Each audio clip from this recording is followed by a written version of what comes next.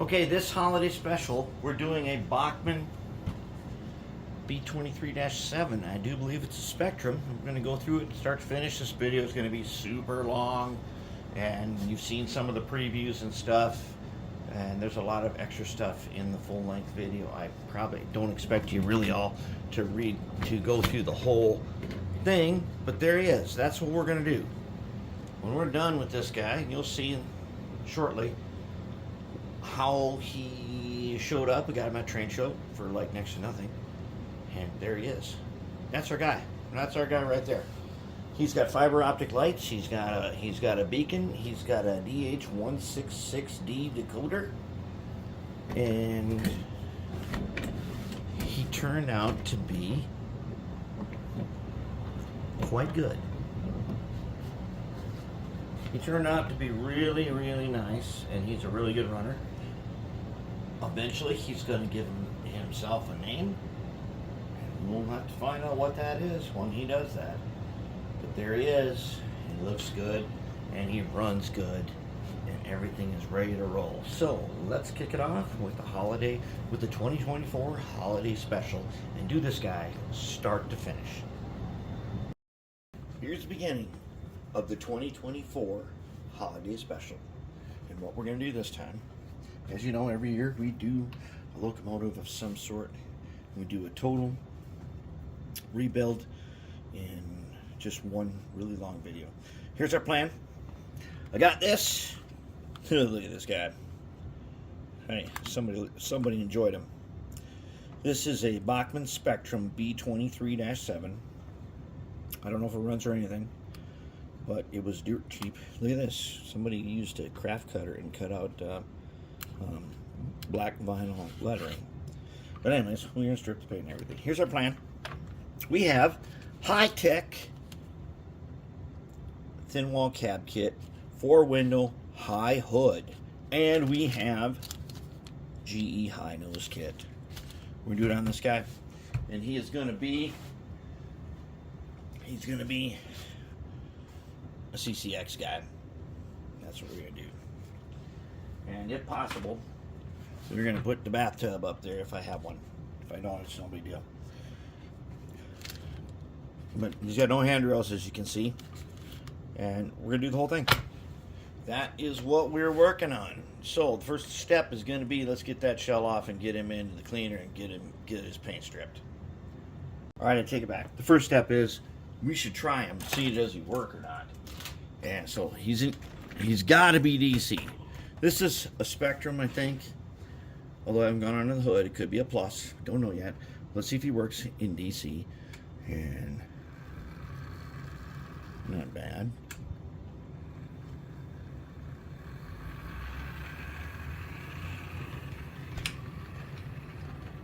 Makes it through the switches.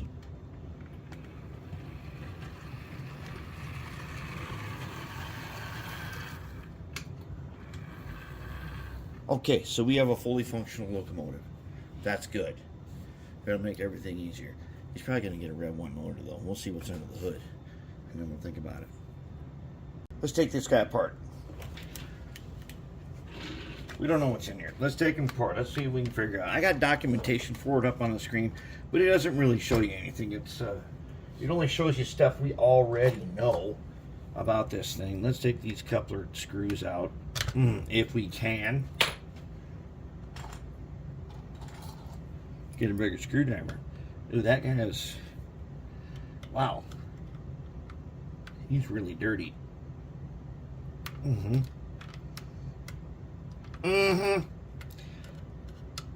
that guy, holy. Really? Alright. Never fear, jewelry pliers is here. This guy is in here, and he does not want to move. One wrench coupler's busted off. Oh! Well, we just busted out part of the pilot. Well, we got room to work now, so let's see if we can't do this. Oh, man. It just goes from bad to worse. Wow, that shell is brittle. Well, now we got this guy out. long as he's out. Let's get him out. Now, what are we going to do? We're going to baking soda super glue this guy back together. I really ain't worried about it, but we won't be using that screw again, that's for sure. Alright, so here's the parts from that busted part. Don't tell me, because I think I already know. Yeah, that guy's, he's a strong one. We're going to get a bigger screwdriver. We got to find a bigger screwdriver than that. But I have just the guy. And even though I have just the guy, I still am not confident that we're going to get this guy out without busting stuff. Really? Alright, let's go bigger. If we can. We cannot. Alright, let's go smaller again. We gotta find a way to get, see if we can do this without having the previous problem. Come on. Screw head is stripped a little bit. Come on. I know you can do this. No. Maybe we're thinking about this wrong. If we can get this shell off, maybe after being in the ultrasonic cleaner for a while, we'll get some cooperation. Let's see if we can get the shell off. See if we can get the shell off without taking that front coupler off and having another item we need to fix real bad. Alright, there's our fuel tank. Okay, now how about this shell? He's got these guys right here. It's a Spectrum. This could be a split frame job. And for those of you who do not know this, Spectrum locomotives are not popular and usually cheap to get because they're not DCC, they're DC. And if you want to make them DCC, they are going to fight you a little bit. And for most people, that's too much trouble. This guy has a one piece. Okay, look at that. Look at that sweet circuit board in there. You know, this is how we got started making our own circuit boards, was seeing this in the old Bachmann and Lifelike pancake motor locomotives. This is a thing, this is a directional lighting circuit board.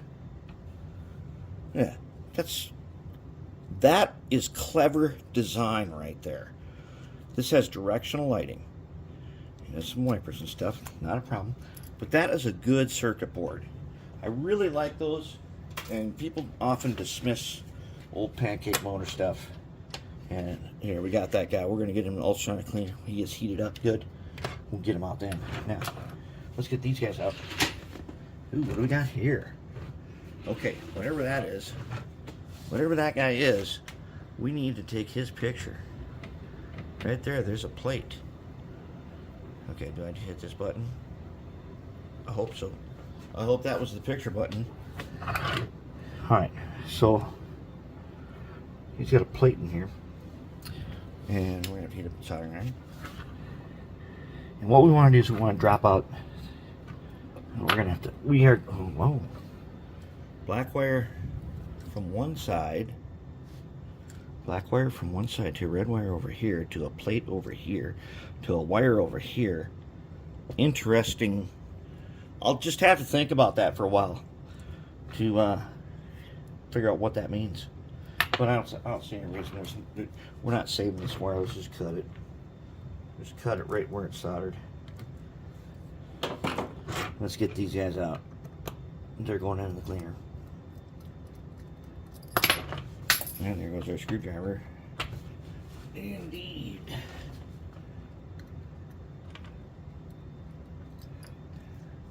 Out comes one. Just take your screw, special screw, put them over there.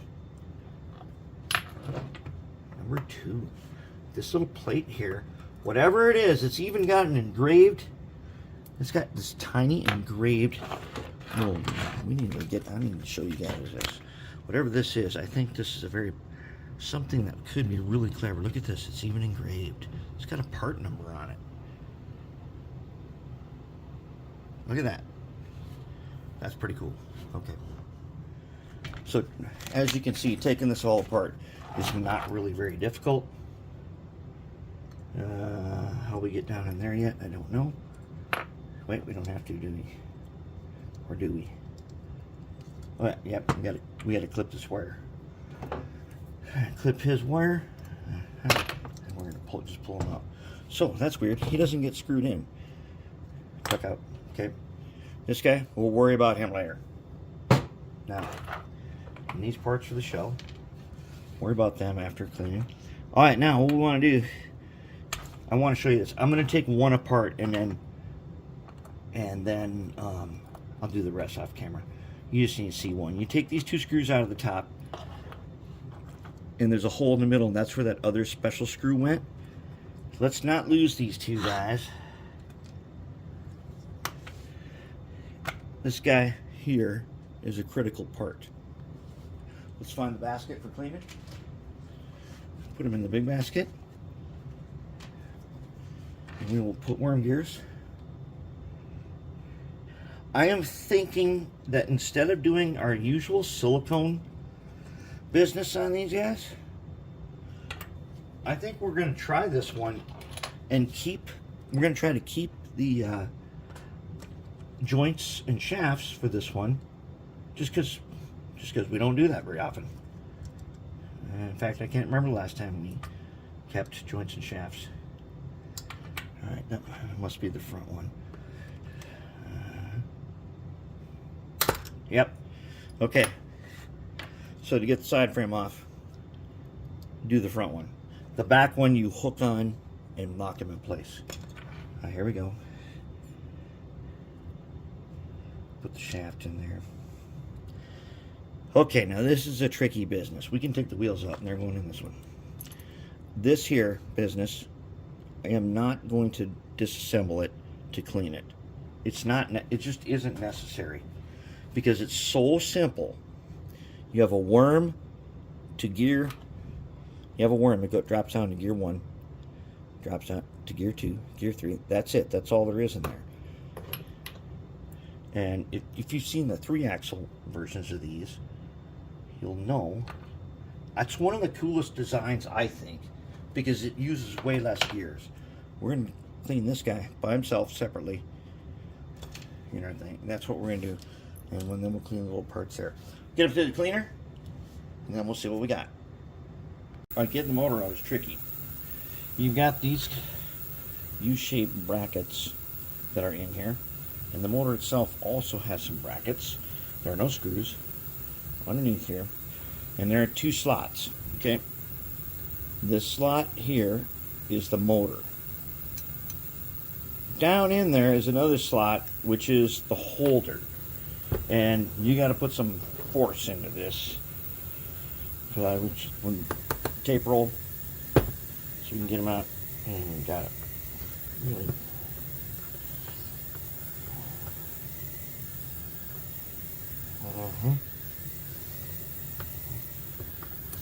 Yeah, that guy, he's pretty stubborn. He don't want to come out.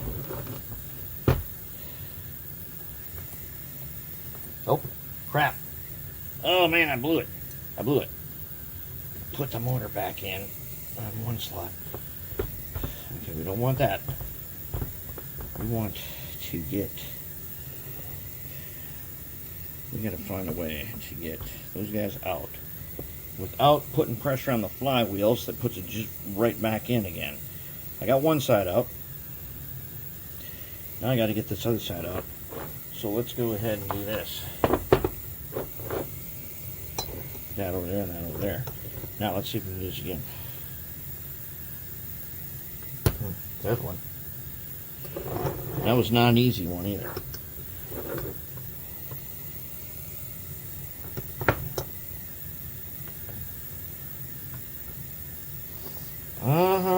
Oh yeah, that's gonna take some.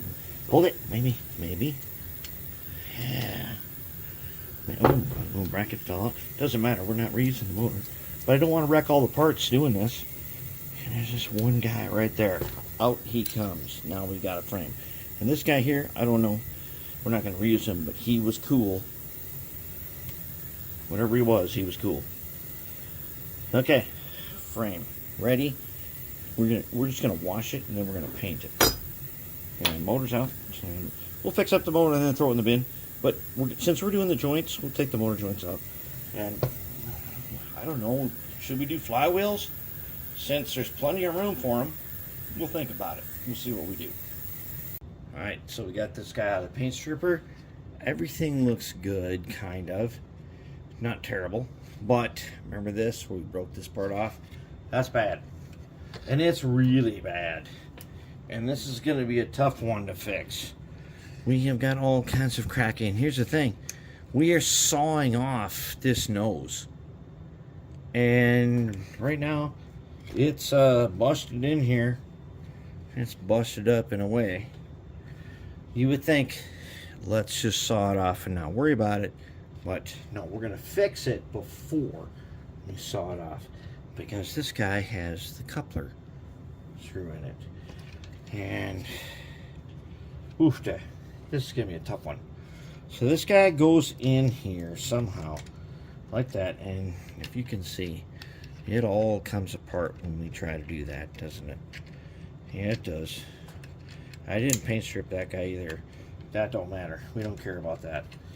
We'll get him fixed up later. Now, does he fit somewhere in here? No, not yet. Not yet he doesn't.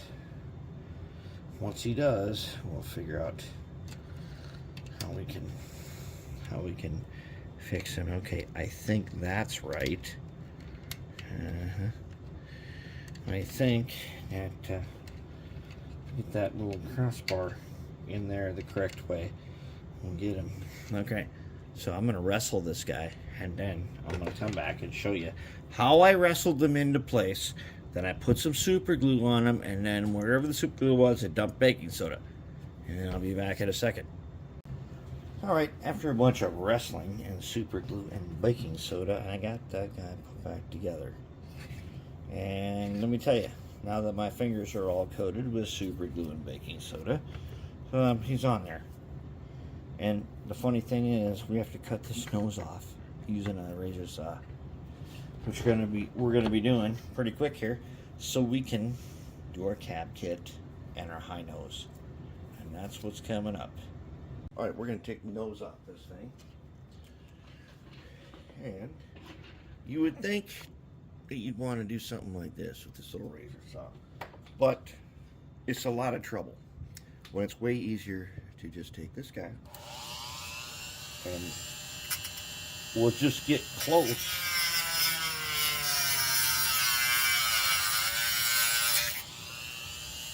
All we want to do is get close enough so that then we can take something like that saw and have an easy time cleaning it up.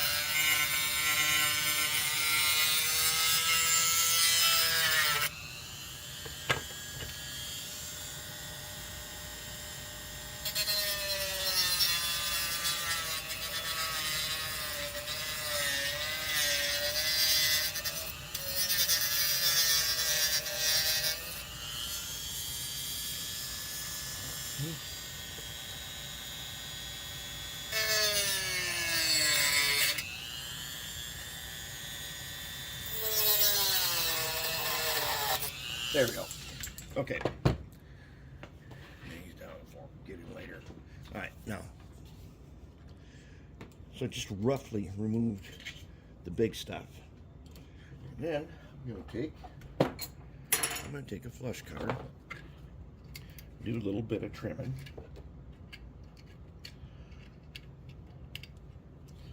And then we can keep on increasing the accuracy of the tools that we use. Ooh, this is, like I said, this is brittle plastic, isn't it?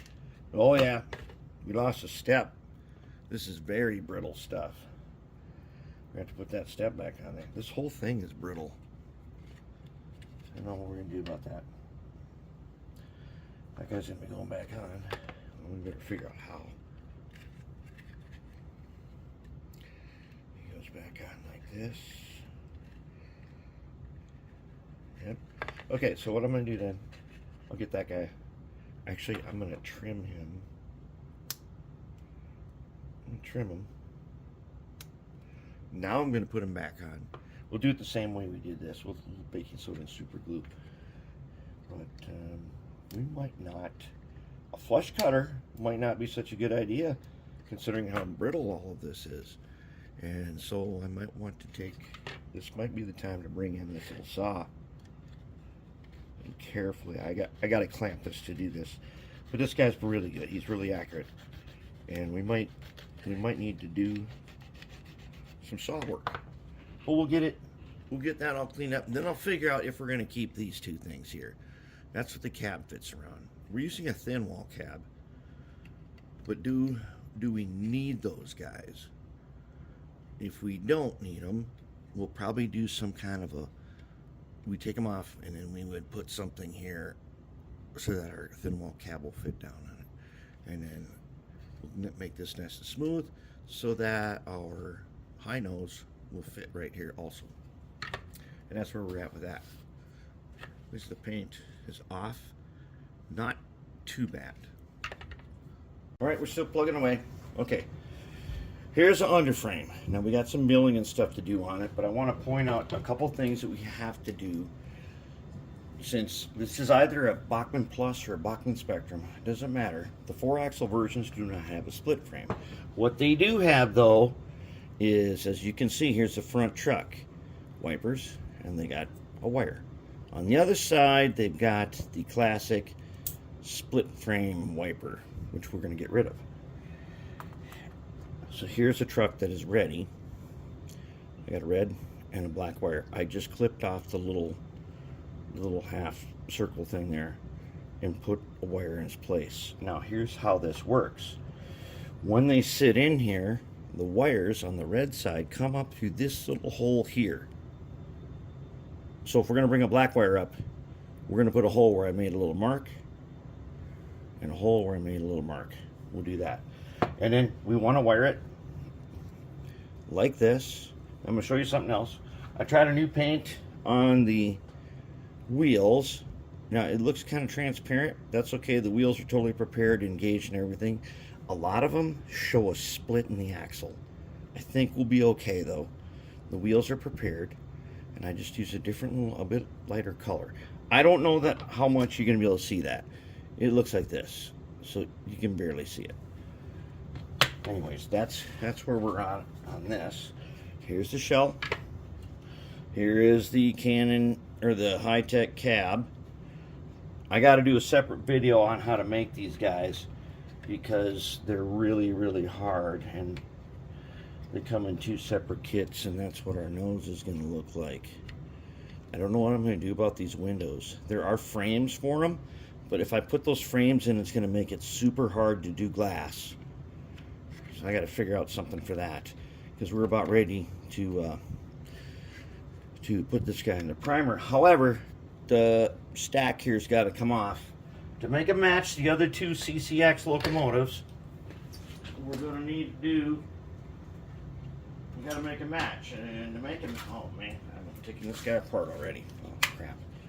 They got to have that guy. This one doesn't even have a basket. Huh. The one we put on does have a basket, and I think he'll go in the basket. I don't know. For some reason, I didn't use the basket. Maybe this guy just goes on over. Maybe he really does go over. I don't know. That doesn't matter. We'll get to it when we get to it. But right now, here's where we're at. We're a little behind, but we're coming up fast. And I'm about to mill out the inside of this because we are going to take the Rev 1 motor and we're going to use the flywheels. We're going to set them in here. We're going to get rid of these things. We're going to mill out a space, and then we're going to shim it up with lead and put them in with goop. And then we're going to attach them using the dog bone shafts and the joints that come with it. Since we haven't done that, we're going to do it now. Alright, let's take care of business. Get this motor thing going.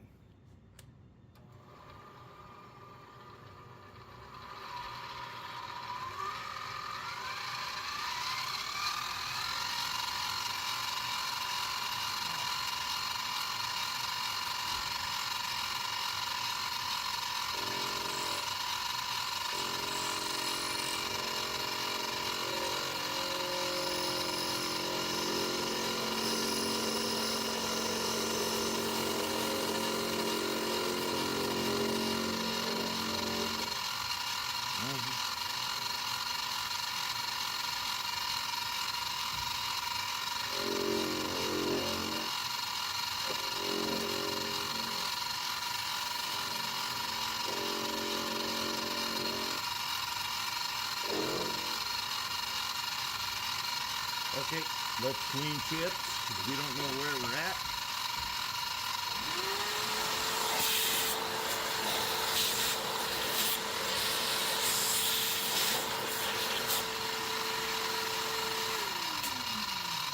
Let's get you in closer.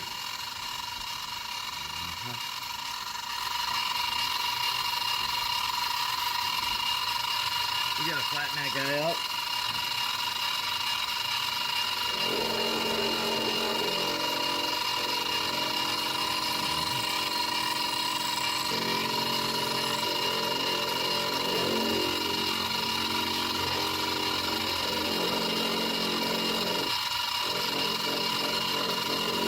Not quite.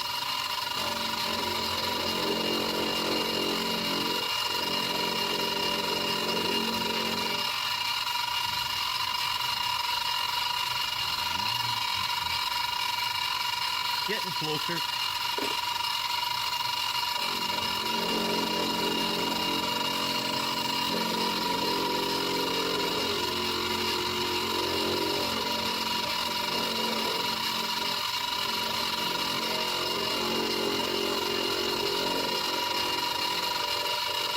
That's not bad.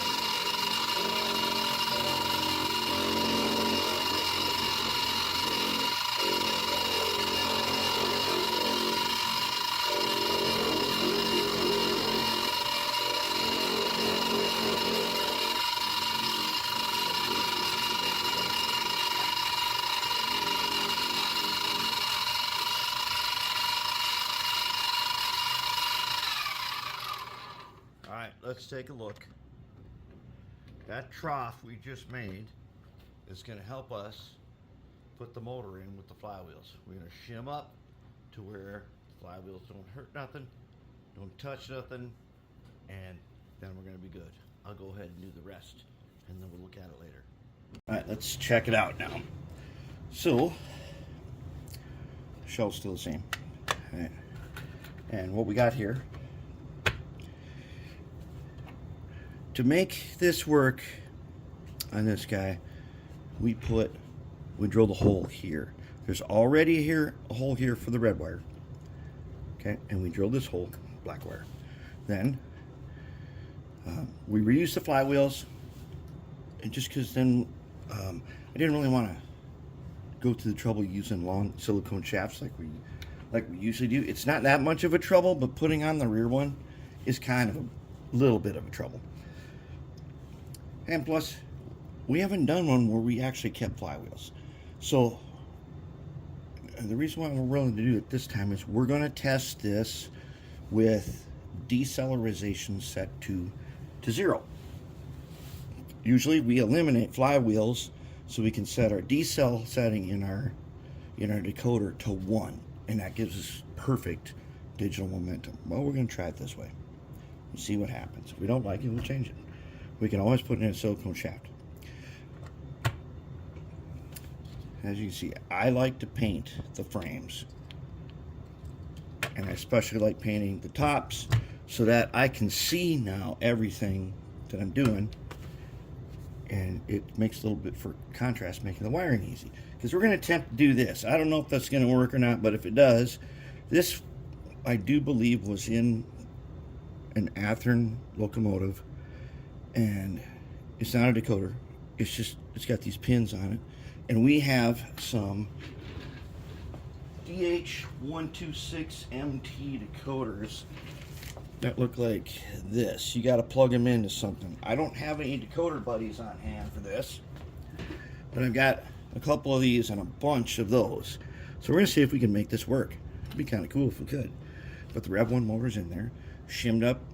I milled out part of the brackets that held the old motor in, and then put 2 rows of lead weights in there to bring it up to just the right height.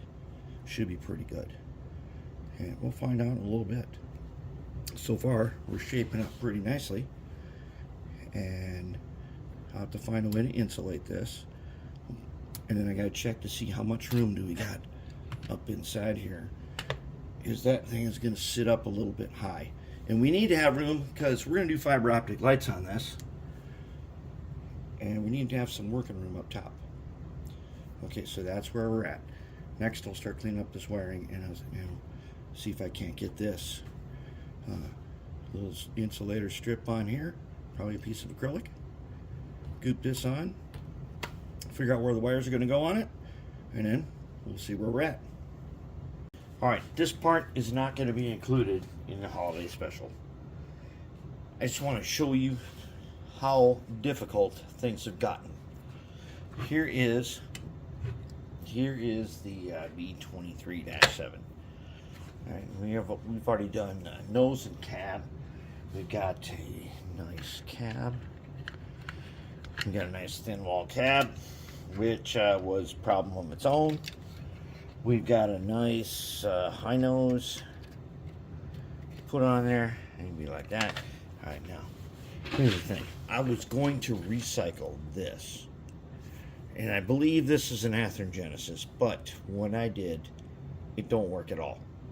And that's not surprising because it was in the junk box for a reason. So I found a Decoder Buddy Mini that's I got at a train show somehow. So here we go, because here is the DH126MT right there. It's on here. It doesn't need to be on here right now. Let's see here. Take it off. We're gonna mount it. Okay, so I put on here a little on top of the Rev 1 is a little insulator, so I can put the Mini Buddy up there. I had the other one up there. I tried it. I tried to program it, and nothing. Did not work. And then, because I had cut the wires to match that, I had to do this. I had to do this. Had to extend all the wires. And the motor wires are off right now, as you can see. Because we need to measure up when we put the Mini Buddy on there.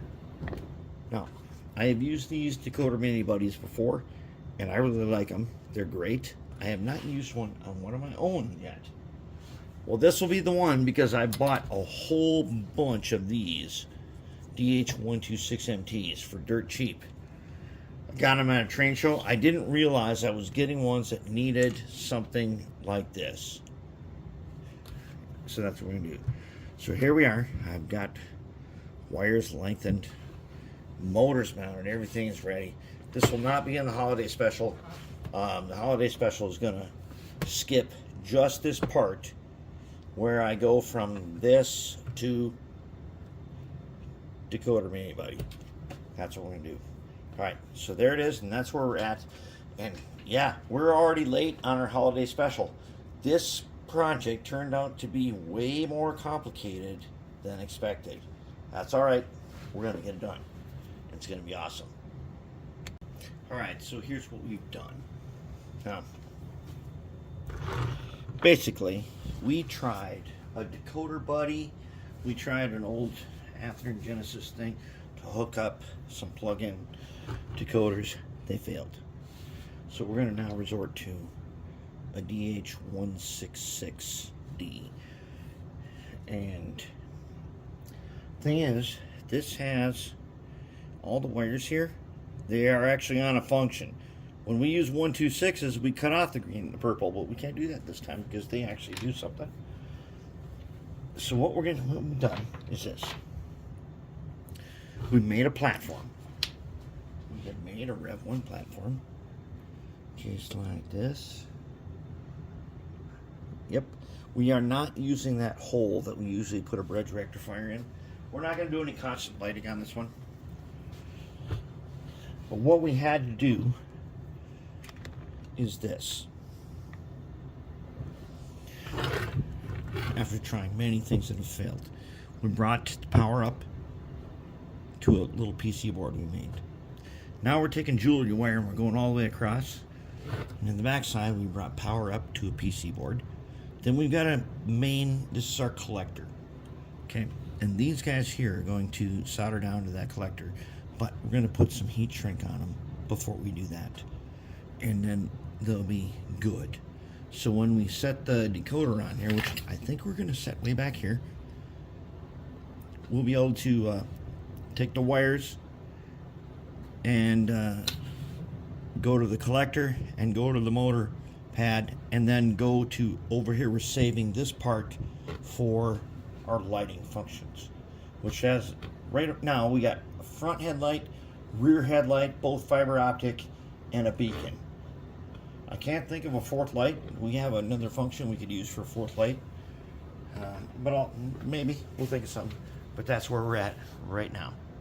Okay, well, we are still way late on the holiday special, but I got something for you now. So here's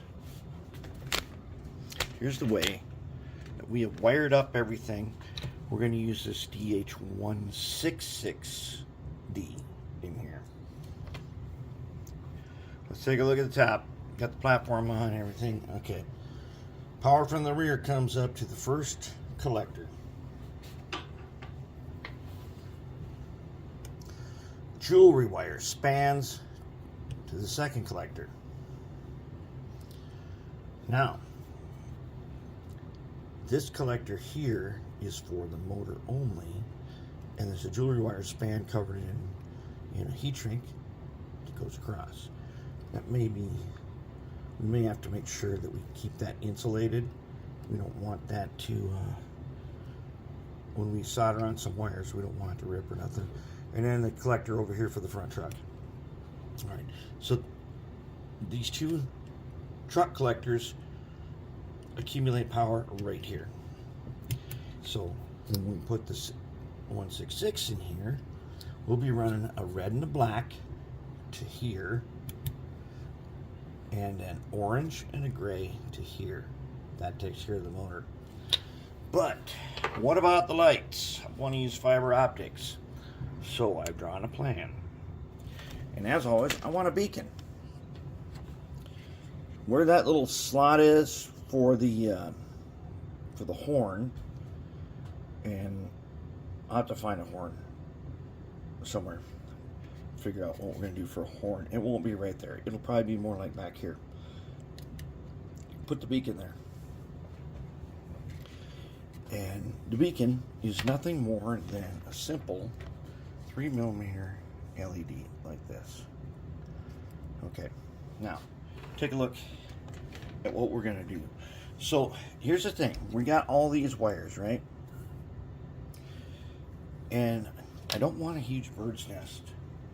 And I don't really want to do disconnects. Even though I got a brand new disconnect kit, I haven't tried it yet, and I'm not ready to use it on this. But let's see what we're going to do here. So let's zoom into my diagram. Okay, so what I've got here, this is how I'm going to do it. We'll use some copper-clad PC board, which I have right here. Alright, some project board. It's got a resin back. It's got copper in front. Alright, and as if you're familiar with track laying and stuff, you know, you cut gaps in them to make pathways for your electronics. Alright, now I'm drawing this upside down so that when I flip it over, it will be where I want my wires to be. So I've got a rear LED and a front LED. And I've got a beacon.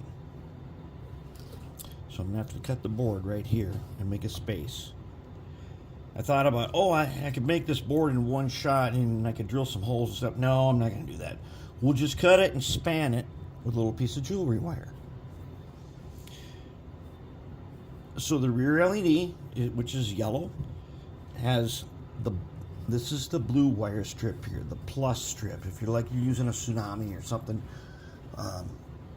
you'll run the plus to this whole span here.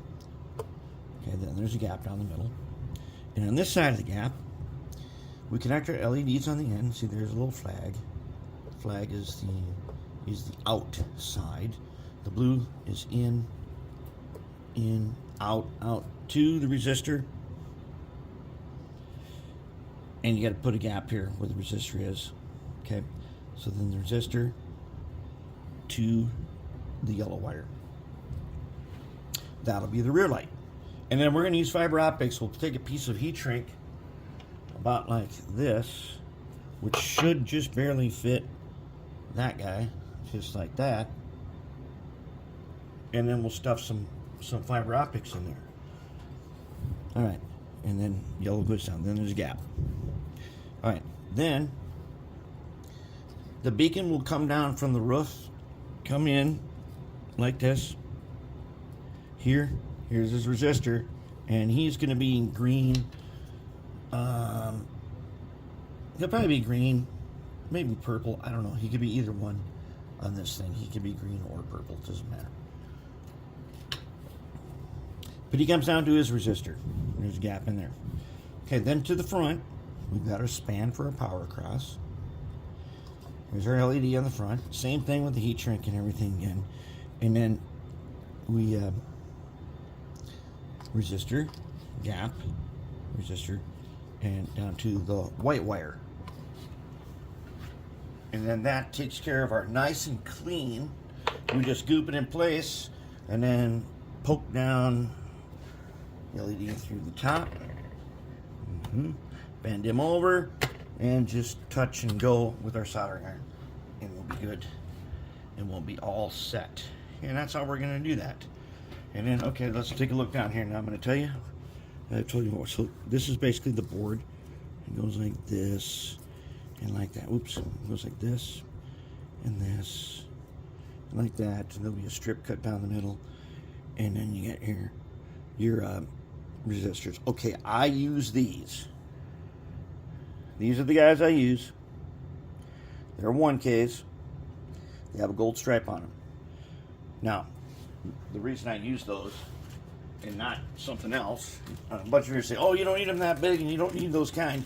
Well, I have like 10 bags just like this full of them, and they don't fail me, so I use them for everything. They don't hurt nothing, and the years of testing, they've always come through. Here's the thing. See that gold stripe? I used to buy these at Radio Shack in like a pack of 5 or 6. That gold stripe, that does, according to Radio Shack's diagram, is the outside. So you got power coming in, power going out on their diagram. I know a lot of you say, oh, it doesn't matter which direction, but even if it doesn't matter, my habit is always gold stripe is out. It's on the way back. And I just wire everything like that just so it keeps it so that I can look at something that I've done and see which way I think power is flowing. And that may be a simple explanation of it, but I just follow that gold stripe out.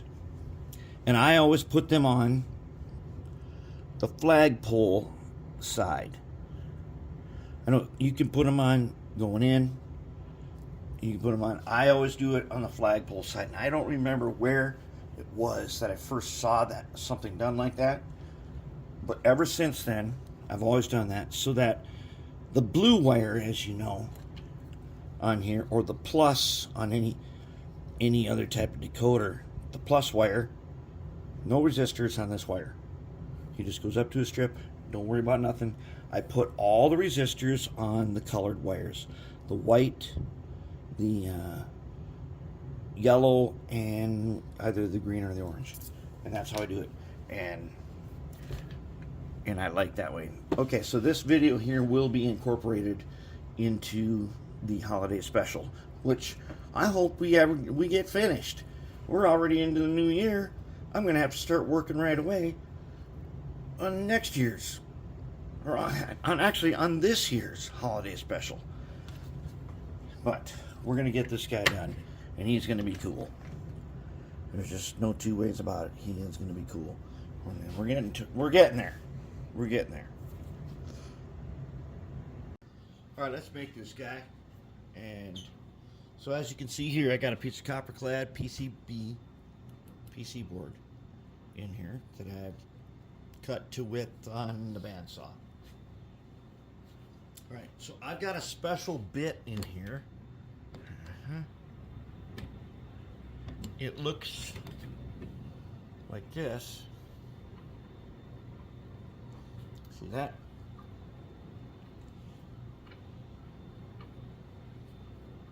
Okay, you can get those on Amazon, eBay, wherever. They are for the purpose of scribing this, so I don't have to use a file, which is really hard work, especially on a long span like this. Now here's the thing. So I broke off the tip on this one, and I resharpened it, and you can do that. Now I've got it on here, and I've got it down far enough so if you see, if I go like this, I'm making a line. All right, see that? I'm making a center line first, and then I've got those marks on there for the gaps. So let's go ahead and let's do this guy.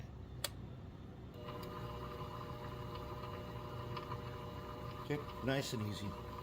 He doesn't need to be fast. Or maybe a little faster.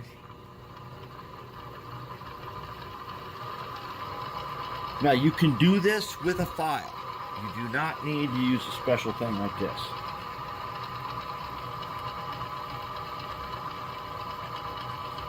All I'm going to do right now is go down. I'm going to make a center gap.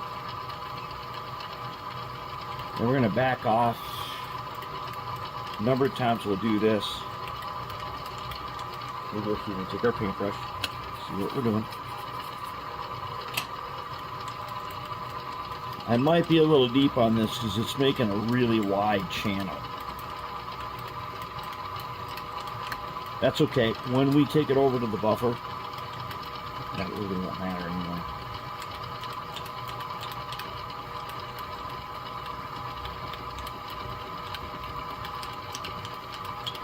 If you use a file, you'll make a much finer, smoother line than this, but I don't need that.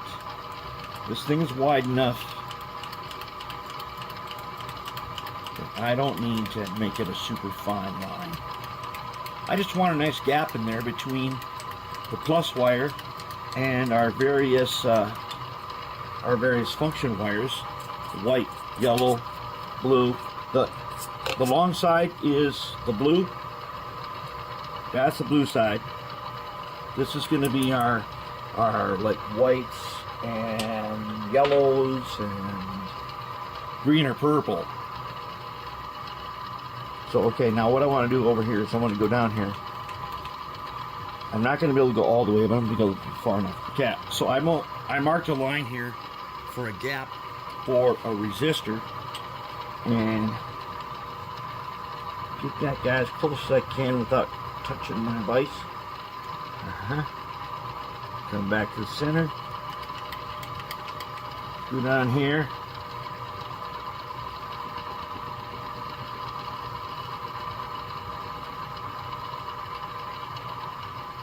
Okay, go down a little further.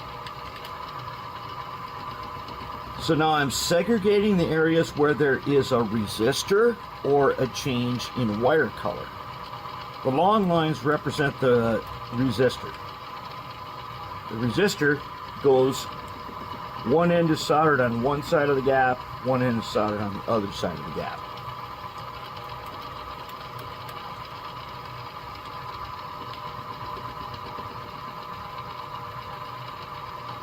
Okay, I've got all that. That's probably good enough. But now I need to do one thing. I need to back up to here. Because remember, I need to cut the PCB at a point so I can let the stems from the LED drop down from the beacon that's going to be on the roof. So I'm going to make one there.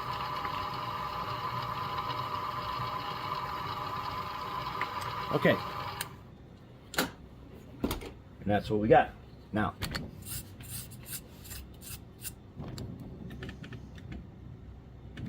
looks pretty rough, eh? Oh, crap.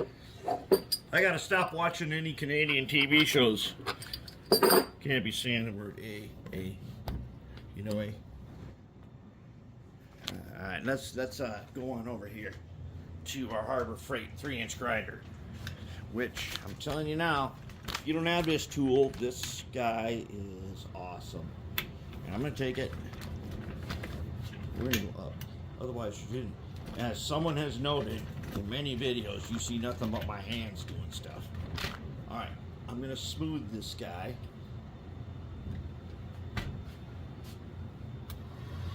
With this guy.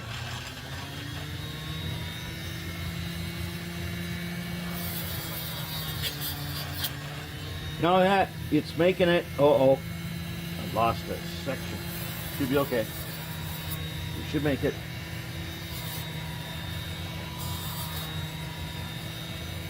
Oh yeah, I took a section of the copper cladding off.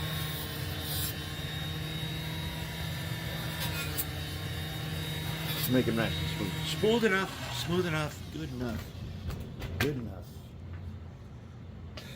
Oh yeah, we got a little hole right there that we made. Oh, we got 2 of them. And we got to make sure we cut the rest of these gaps here.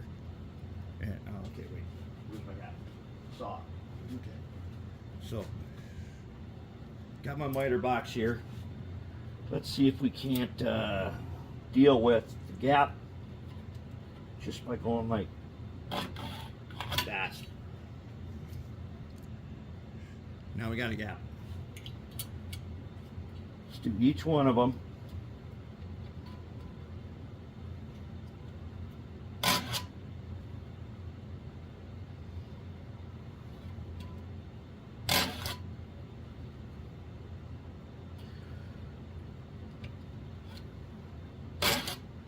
One at a time, we hit these gaps on the edges.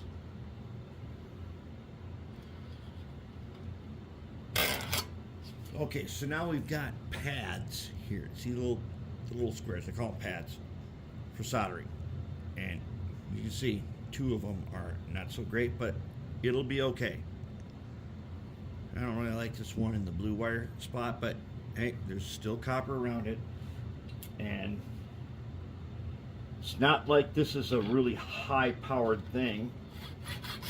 Now we're going to cut it. I like to do this here. I've got many other ways of cutting it and clipping it, but I prefer this saw to get super dull. I prefer to do it this way and get it as deep as this dull blade will allow before I break it off. Otherwise, I can end up getting some unexpected bad things happen. Okay, we got it. All right. Now, you feel this edge. There's a little edge on it. We're going to get rid of that.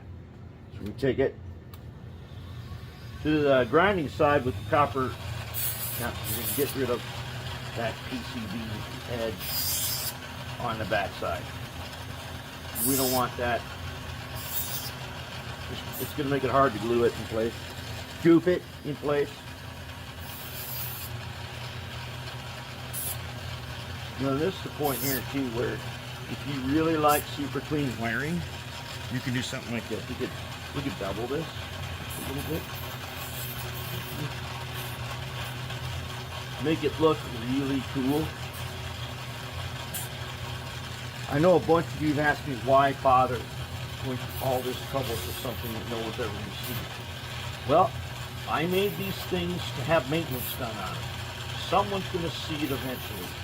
When they do see it, I want them to, one, be able to easily know what we're doing, and 2, we like our work to be nice and clean. There we go. Those are our guys right there. They're going to use. Now I'm going to solder on the connections. All right, let's make this guy. Okay. So, I have already made the front light, as you can see right there. Here he is. And there he is. Okay. Now notice the spade. The spade, the LED right there, goes down to the resistor and gold stripe. Now, I know I've told you guys this many times in that I got tons of these, but I used to get them from Radio Shack, and they had instructions that said to put the gold stripe on the outside. I mean, power comes in, goes around the LED, comes back, goes out the gold stripe. Now I know you can do it the other way. You could flip it around, you could go into the LED. I like the LED going like this, and I follow this as just as good procedure in that the spade goes into the resistor and out the gold stripe. That's an SOP. Whether it matters or not, it doesn't matter. It's an SOP so that I can recognize my own work. Okay, so now let's go ahead. Here's a guy.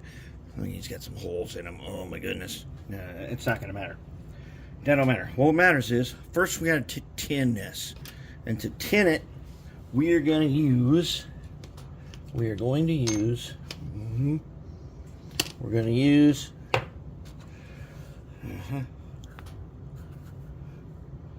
acid paste, okay, versus rosin paste for electronics. We're going to use acid paste because it's on the workbench and we're going to be able to clean it, and I'm going to show you how we're going to clean it. Okay, now in my soldering iron, people say, what soldering iron do you use? Here's my soldering iron. It's got a little dial on here. I've got it maxed out and stuff. And you can replace tips. Tips look like that. You just unscrew the thing and replace tips.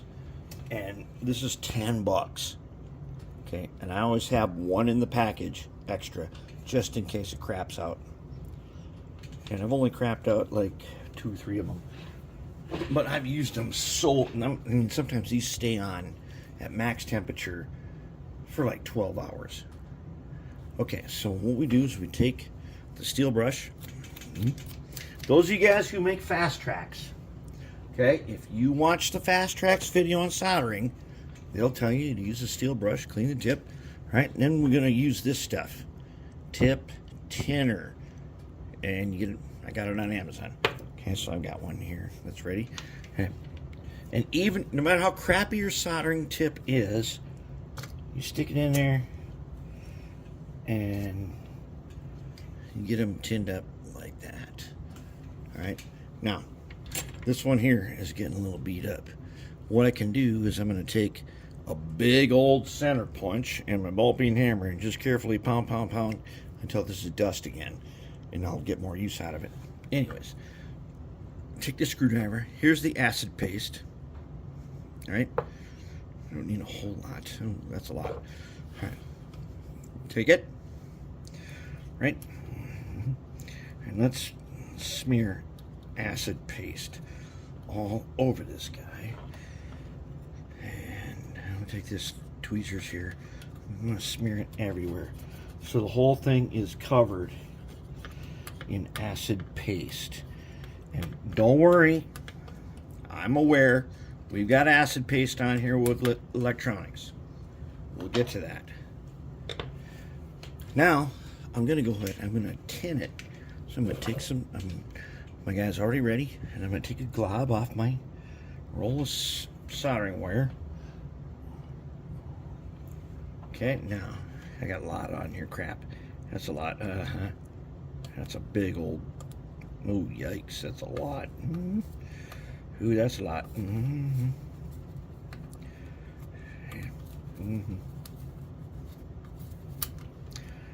Oh yeah, that's a lot. That's plenty, more than plenty. Tin this guy. Even though he's a little messed up, we gotta tin him. This guy here.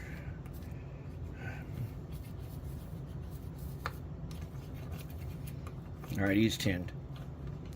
It's tinned like that. That is called tinning. I tin pretty much everything, every time I solder something that has to be soldered, I tin it. Unless it's already tinned. Alright, so what do we got going on here then? Well, according to our drawing, we're going to need to span some gaps here. And the first gap is this one right here. That's an important one. That's our beacon gap. So the beacon's going to come down from the top, and this is the blue wire over here on this side with the single hole in it. Okay.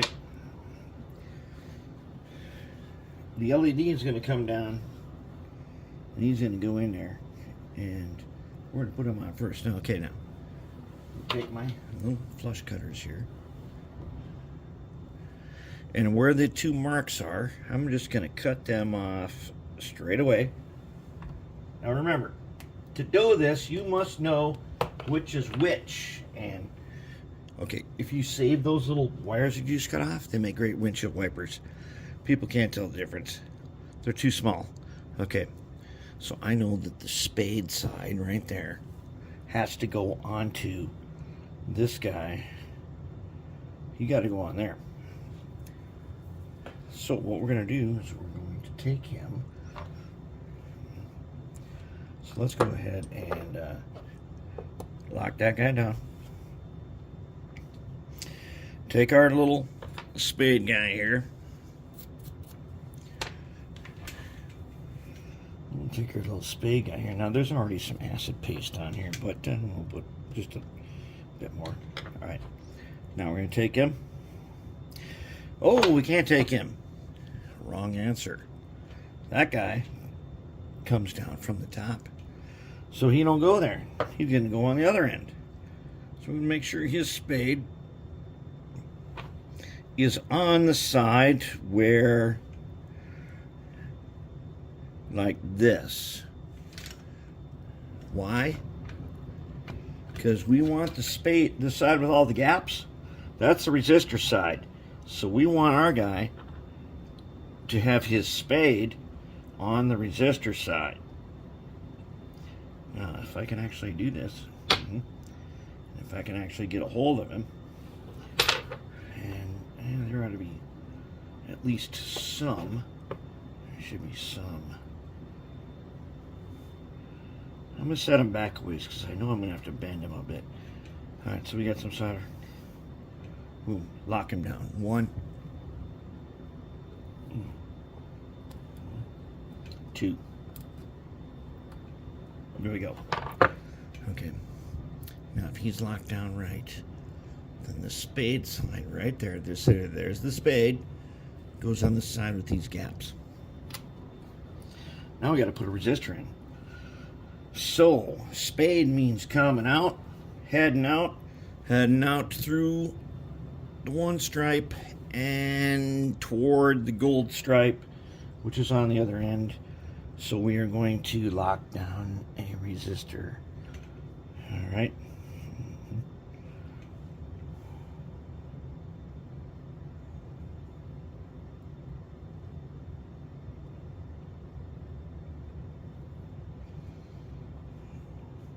Let's leave enough room because we got to connect wires to these. That is our rear headlight. Right there, just like that. Okay. Spade. Out, out, in, out, out. Gold stripe out. Gold stripe down to the, this will be a yellow wire. Alright, so now we got these two guys. Okay. Like our diagram, we've got those two guys. So now what we need is the guy from the top down, the beacon's going to come down, come through here. He's going to connect down to these spots, but we can't solder him in place until we get him down from the top. So he's going to be coming down. His spade is going to come in here, and he's going to go out there. So the gold stripe should be towards that gold stripe. So what we need to do again, we got to lock him down. All right, we got to lock him down. Let's hold him.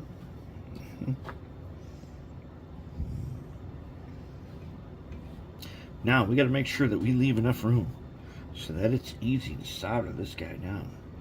So let's put him. He's going to be coming down close together, so let's put him over here.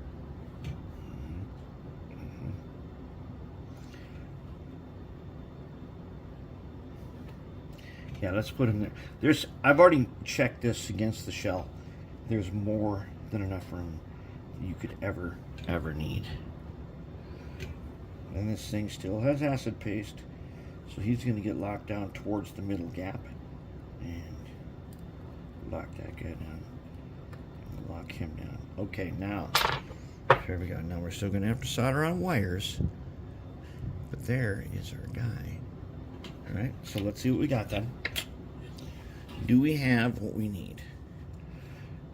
Together, they're going to go like this. And this guy here is going to go up. But remember, this is upside down. We're going to flip it over. So this guy's going to be down here.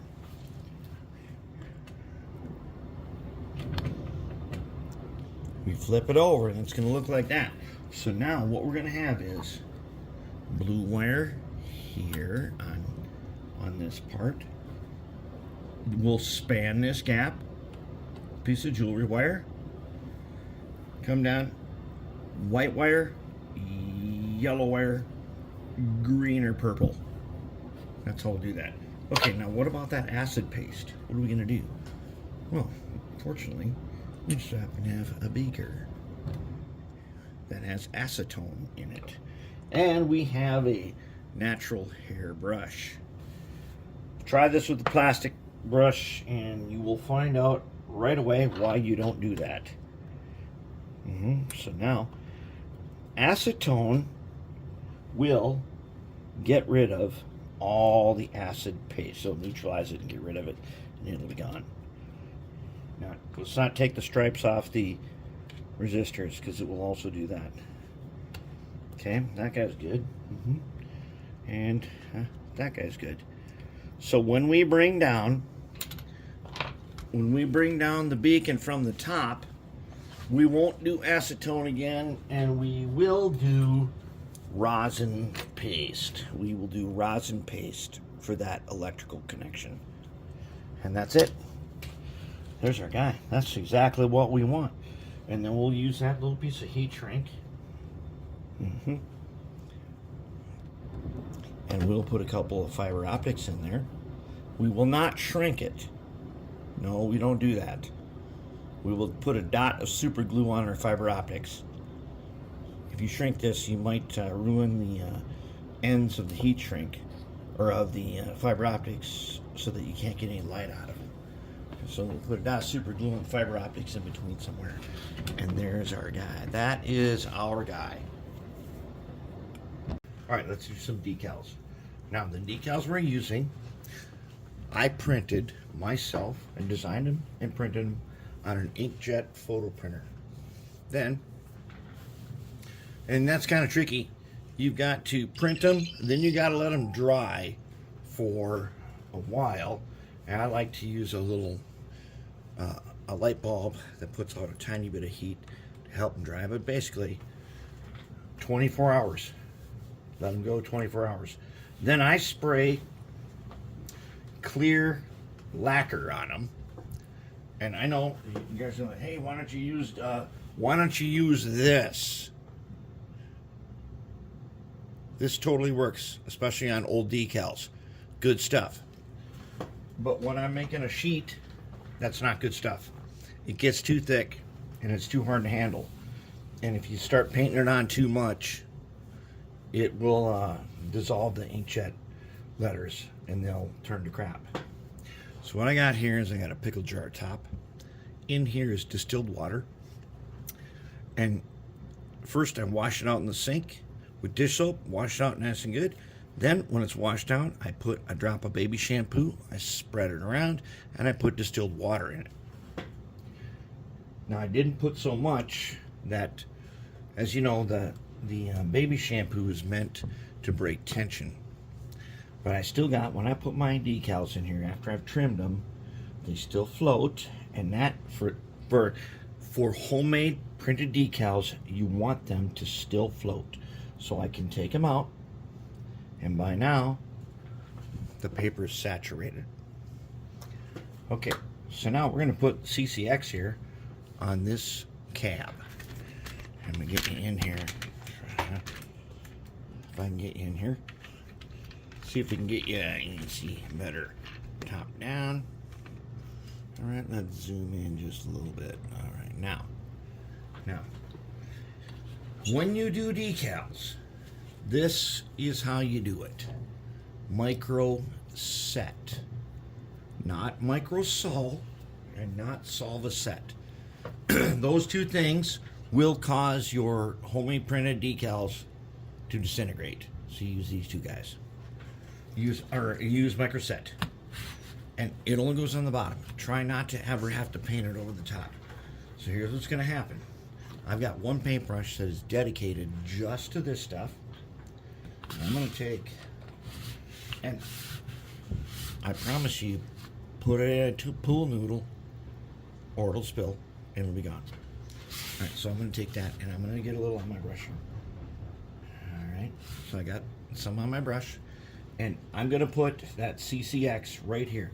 As you can see, doing a cab, I've got a big, I don't know, like a 1-inch nut in here. And I'm going to get a nice little pool on there. Now, since I've been soaking them, I got to make sure my hands aren't too dry. All right, so I'm going to take some of that water.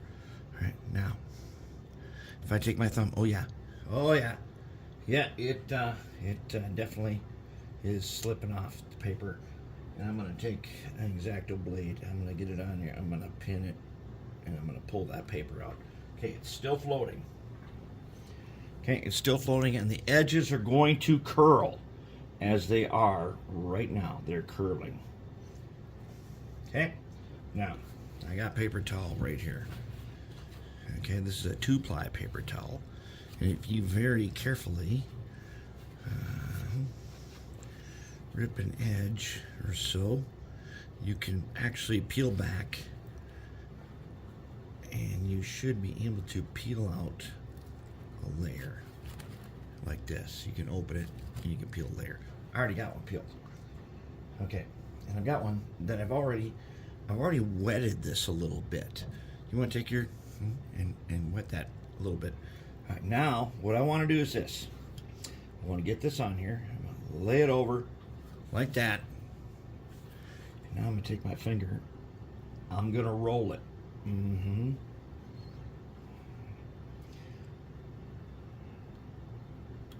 going to roll my finger. And you got to be very careful, and I'll show you. This is a little one, so this is an easy one. So I've rolled it on here, right? Okay, now it's on there. I'm going to fold this over just a bit, and I'm going to wipe it. Make sure that it is nice and smooth. And I wipe it across. And I've done a good enough job that I have not yet. That lacquer finish that I spray on here doesn't last all that long. You start doing water and stuff, and it'll start to come off. So now I should have a shiny. You can see the edges, right? See that? You see the edges. Now here's what I did earlier, and you can still see that shiny. Look, there's a decal. But I want it nice and flat like that. I don't want curled edges, and this does the trick. Now we're going to deal with that part later. Okay, now usually I do this after I've painted a locomotive in gloss, because when you do gloss, you get a better result. Now here's one that I did a little while ago, and I'm going to have to go back with the knife. As you can see now, it's drying up and it tightens up. It's mostly down in those channels between those doors. Not all the way everywhere, but it's good enough. It's good enough that I can do something about that later. Right now what I want to do is I want to put on this other one. So I'm going to go ahead again, take my stuff. I know where he goes. He should end up here. And I'm going to get enough on there. This is micro set, not micro sol. Okay, now, I'm going to wet my fingers a little bit. And I bet you he slides. Oh, yes. Now remember, when he's sliding, there's glue on the back of these guys. So when I take him, and I want him, I'm going to pin him right about there with this knife and pull the paper out in there. He's mostly in position. Mostly.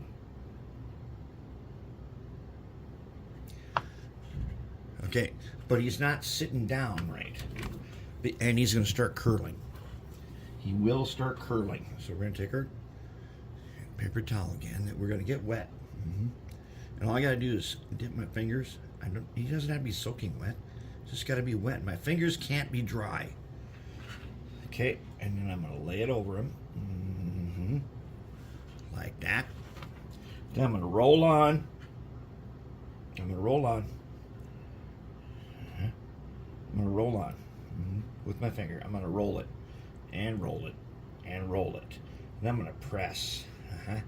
Now that he's there, I'm going to press him. Take my other finger right here. Dip. Dip just a little bit. Pin that paper towel. And roll. And roll. And roll. And roll.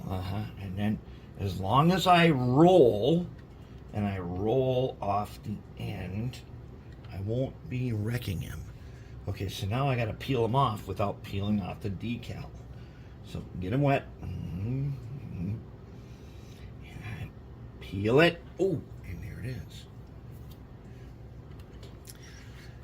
And there you have it. That's our starting point. And some of the channels are in good shape. Later on, it's going to dry up.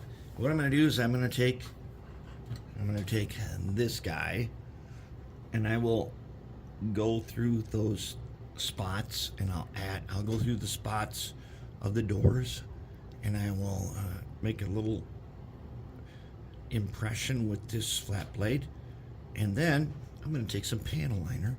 I'm going to panel line through it, and then it's going to look like a perfect decal, and that's how we do it. That is exactly how we do it. And then normally this is in gloss already, but it's not in gloss right now.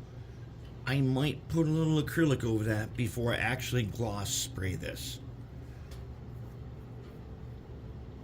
And one of the things, I'm not done panel lining, which would be a reason why I would want to do some glossing first before I do a final matte finish. There you have it. Let's review the wiring plan for this. And here we go then. Trucks, their wires come up and hit a pad. That pad is connected by a piece of jewelry wire over to a collector. Right? Wait. Across to a collector over here. Okay, so we're going to bypass. This guy's on top. He's not attached to anything except the heat shrink over there. Goes all the way across. These guys come up from the bottom. And they're going to be attached to a collector. And then, what do we got here? And they're going to be attached to a collector here. And, oh, wait. All right, let's redo that. Okay. Anyways, power comes up, collector goes all the way across to another collector. Power comes up from a collector, goes across to a collector here. Here is our actual collector. All right, now here is the motor collector. Power, or the wires come up from the motor.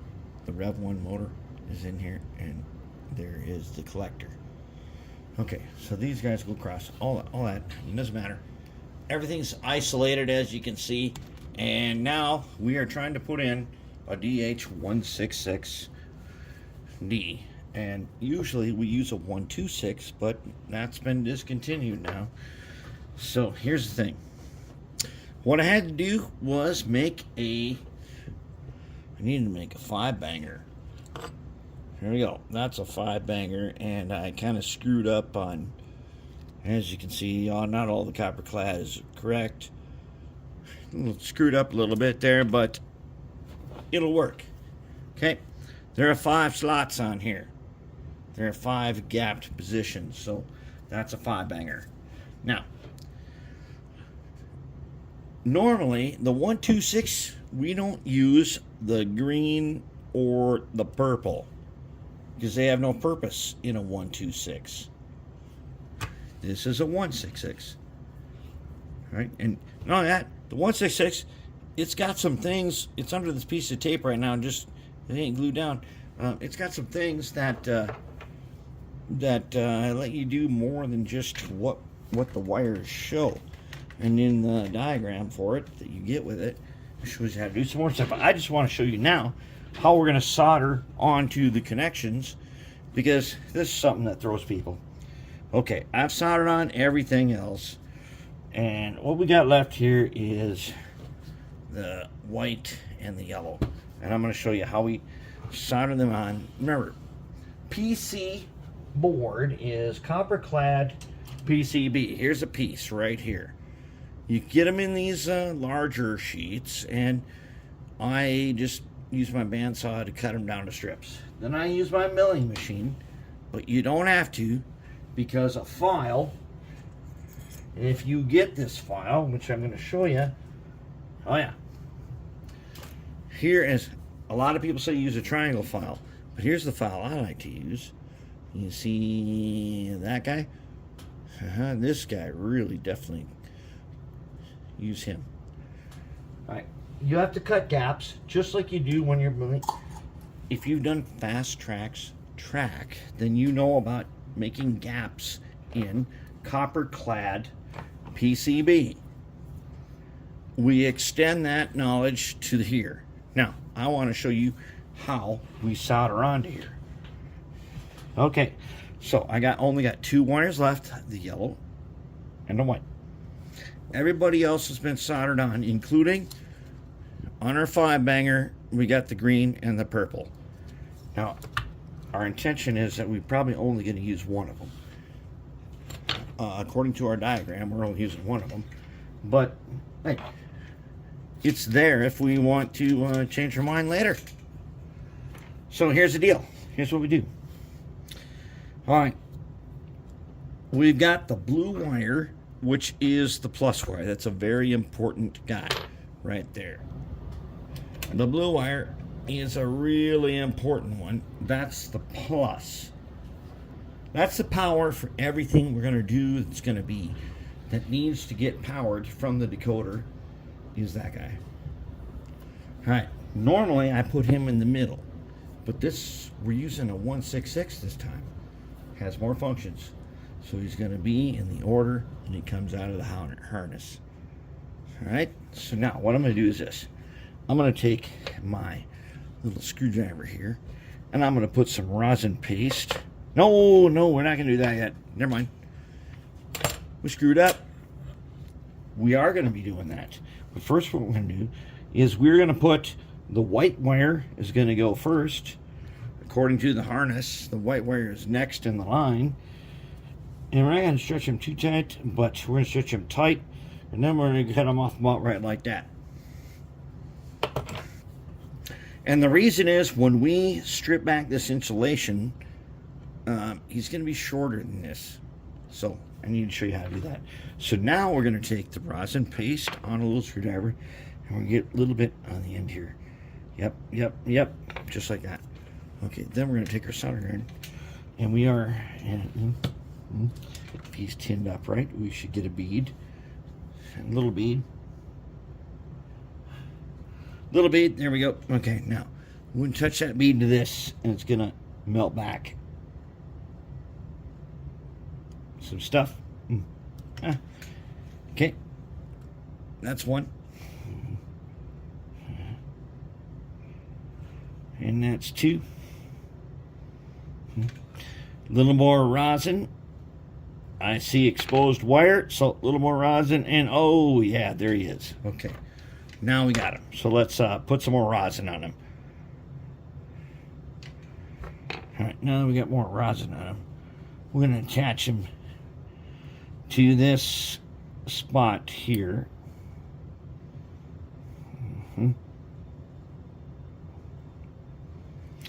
And he is, he's a little bit too long. You know what, let's trim him back a little bit. Usually that will get you right on, but in this case, we got him stretched so nicely. Okay, I didn't put any rosin on there. I'm just gonna hit him on the end here, and hopefully I get that. Yep. And that. Okay, now we put the rosin on again.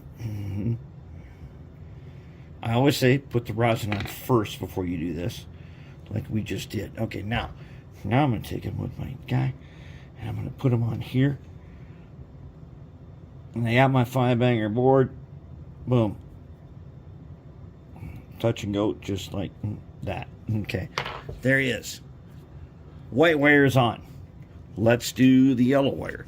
Once the yellow wire is on, it's all. Normally, I do not leave this decoder on here, but we're way back here, and we are not like heating up these wires real bad. So usually, we're good to go. And since we've already tried what, 2 decoders now, and they both failed, I think we're going to be okay. So let's cut them at about the middle, like that. Now, save them wires. You're going to need them in a little while. Oh, really? Let's get a little rosin on there. Let's get a little solder on here.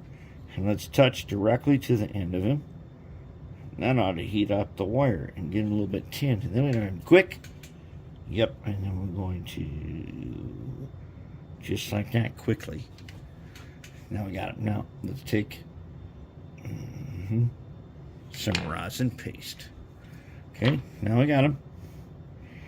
I'm going to get him on this guy.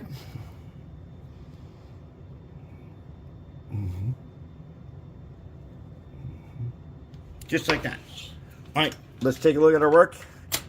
But otherwise, that is how you do it. Now, under that tape is, there we go, we got green, which we might use. We got purple over there, which we might use, I don't know.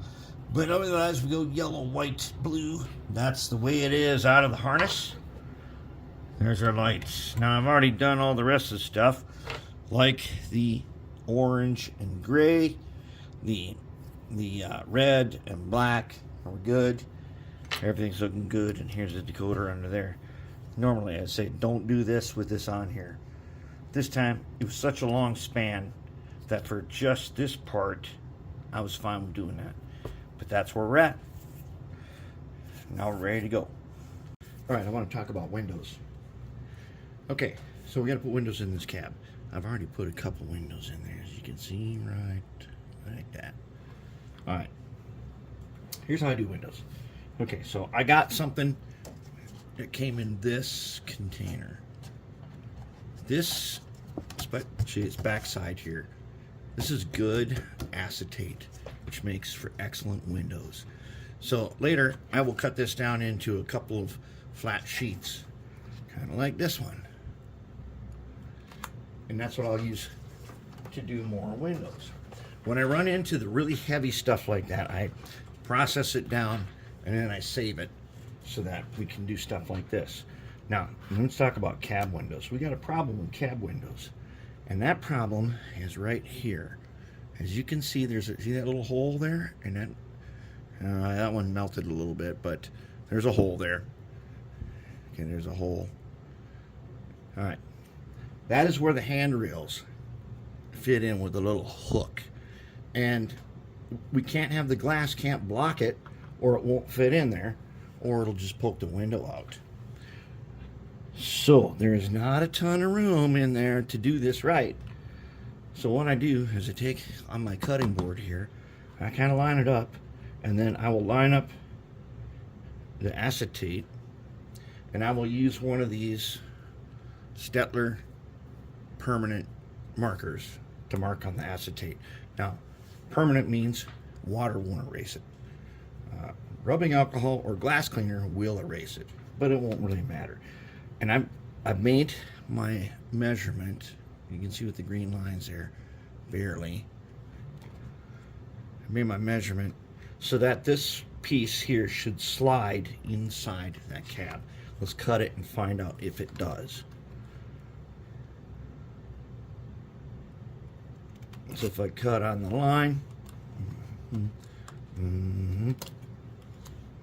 it's okay. This decent scissors can trim that off, and if not, I can go to this little tiny scissors, a little precision cutter. Now I got to make sure that this slides exactly in space, and it does. So I made the right measurement. Now the question is, where do I cut it off? Well, it's got to be above the hole. So I need to press it down in here a little bit. And I've got to make a mark. I got to make a mark inside here so that that glass is in there. I'll worry about my fingerprints in a minute. I'll show you what to do. Okay, so this guy, he's only got a tiny bit of space right there. And he's got to go above that. Holy, is that going to be a close one. Okay. Now that I got that line, I'm going to line it up on my thing here. We'll line up that line and the one side that is straight. Okay, and we'll make another mark. Alright, now that we got that guy made, let's cut him.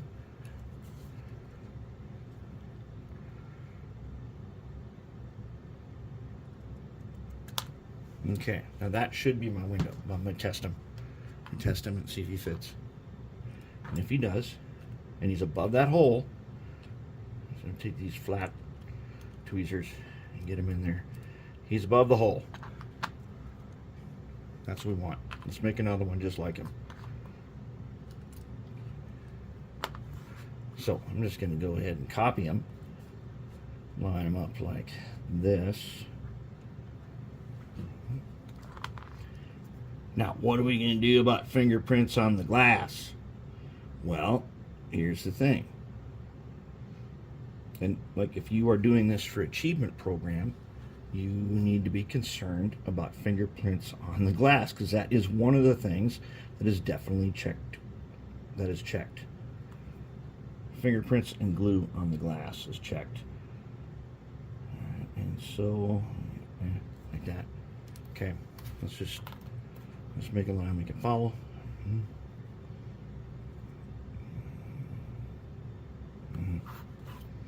Oops, and we got a smudge. We don't care, because I'm going to show you in a second here what we're going to do about it. Okay, now when you're making glass, make sure you have washed your hands with hot water and dish soap. Then we're going to take a microfiber. I use blues for glass around here, and I'm going to take some window cleaner, some of the blue stuff. Doesn't really matter what kind, but I'm going to use this. All right, now get my fingers on it first, so that since I'm going to have to touch it with my fingers, still won't. I don't want it to leave anything. I don't want to leave fingerprints, and for at least a little while, this glass cleaner is going to prevent my fingers from leaving fingerprints. Okay, now that's good. Let's dry them. There's one. And then we take the second one here. Both sides. And then we got to dry them. Don't forget to dry them, and dry your fingers. Okay, now that we've got them, how are we going to keep them in there? I'm going to show you. We don't super glue these, right? So we've got here in a glass, we got amazing goop. All right.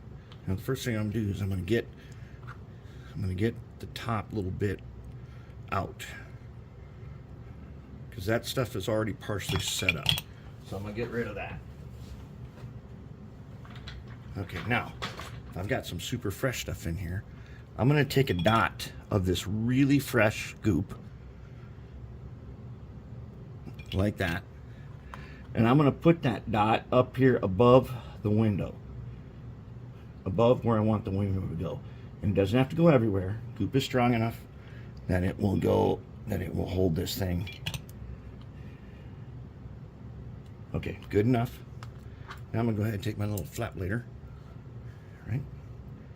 Grab our window, and since I've washed my fingers, it should be good. And I'm gonna stick them in there. So he's only gonna be glued on the top side.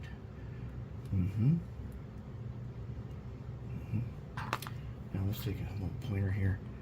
Make sure the window's down far enough. Down to where the hole is. Okay, there he is. And there's our window in there. And that's all there is to it. And we got a decent window. And then we can do the other one. Okay, so that's how we do it with windows.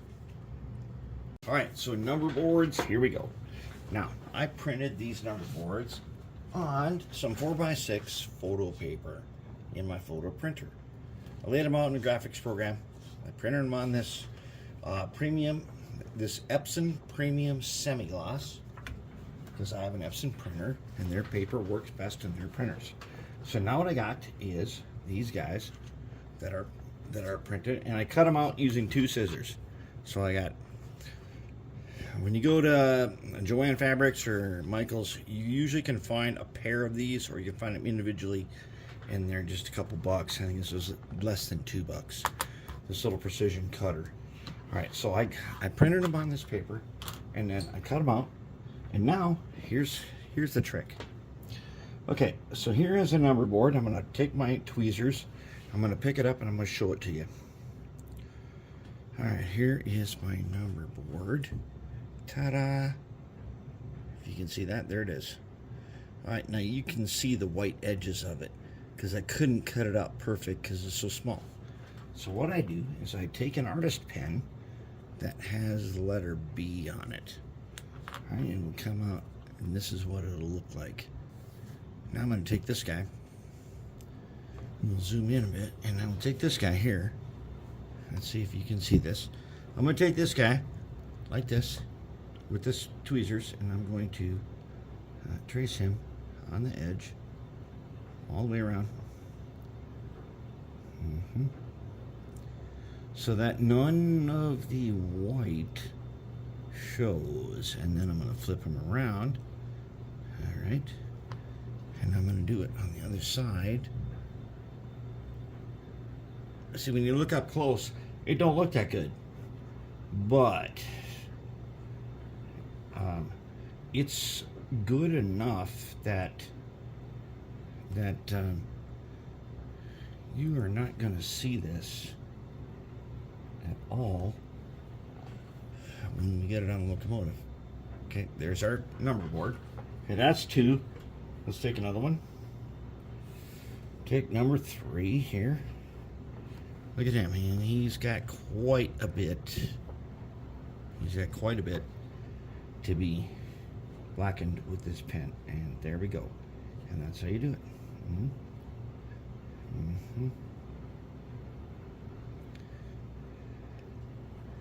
We go around him, we flip him over, we go around him some more, and we get him on. We hit him on all the edges. Okay, I can see one now on the camera that I didn't make it all the way, so I got to do more. Got to hit him again. Now these pens that come in these sets like this, the B, you want to store it upside down, because you always want the ink to flow towards the tip, or else if you don't use it for a long time, it's not going to work.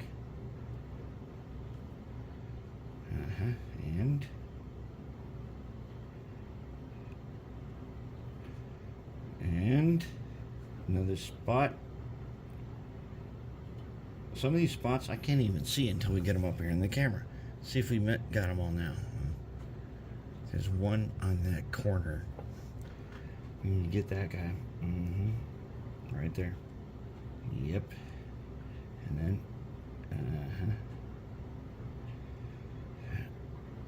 Alright, okay. Then, we got them, good. Okay, one left. Let's do one more. This guy, he's got a lot. And that, on the camera, that looks like a whole lot. However, it's so fine that the scissors won't cut it. So we are going to blacken it in with this pen. We are going to blacken it in, and then I'm going to show you again.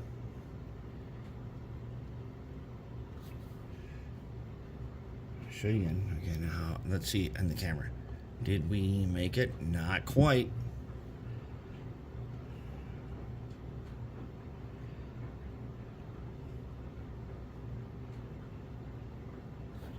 Did we make it now? I kind of think we made it. Alright. So, okay. So now I've cut them out, and that's the way they are. So what we're going to do next is we're going to zoom out and we're going to goop it. Yep, we are. We are going to take the goop just like that. Yeah. And we are going to goop. We're going to take a number board by the end. Ooh, this is going to be a tricky one. So we're going to do a ladder first. So we're going to take some goop from in there like that. We're going to put it on the back side. Yeah. Like that. Let's get it on there. Get on there nice. Okay. Okay, now when this guy goes underneath this grab iron and he goes right up in, how about in your, yes, indeed, he does. He does go right yar. And whoa, what does he not? He doesn't have enough goop on him, does he? No, he does not. Okay, so let's get some. Let's get some on there. Let's see if we can get him now. Oh, crap. We don't want that. We do not want him to go off the end. And there. Okay, so we still got him. We still got him. And we got to get him up in there underneath this grab iron. Okay, I know we can do this. Okay, we can. We have the technology. We have what it takes to put that number board right there, exactly like we want. And there he is. Okay, I'm going to do one more, and this time I'm going to zoom in, and then that'll be all. I'll do the other ones. I'll do the other ones later. Okay, so there's our spot. As you can see, I'm going to choose a number board right here. I got a number board. Now, we got to flip them around. Okay, wait, hold it. This guy on there. Yes, he is. All right. Now, if there's any goop residue, we can use the tweezers to pull it off. But now, here's the trick. I'm going to have to do this backhand. So I'm going to go in my right hand. I'm going to pick this guy up. In my left hand, I'm going to pick some goop. It's got to be some good stuff too. Yeah, no, it's got to be good stuff. It's got to be from down in there where it's still really goopy. Okay. Now we got to make sure it stays. Okay, that's not going to stay on there, so that's a no-go goop. In fact, now what we're going to do is we're going to take this goop and we're going to take out this top layer, which is mostly done already. Get rid of them. And he'll be gone. Okay. Now let's see if we can get some fresh stuff. Okay, so we're going to go like this. Yes, we are. I'm going to go like that. And that means we're going to do it backhand. We're going to need some good goop. I'm going to press it, and some good goop comes up to the top, and I'm going to get it. All right, now stick to the back of this paper. Come on now, give me some good stuff. Oh yeah, there's some good stuff. Not too thick. If it's too thick, it'll just run out the sides. There we go. Okay, now I got it. I'm going in backhand to do the other side. I'm going to go right on top of that spot right there. And there he is. And boom.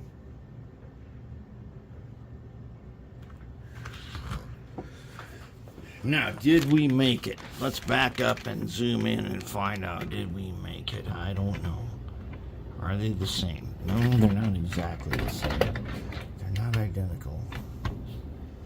So, take a look. Yep, I can definitely see they're not identical. So we can still push this guy up as much as we can.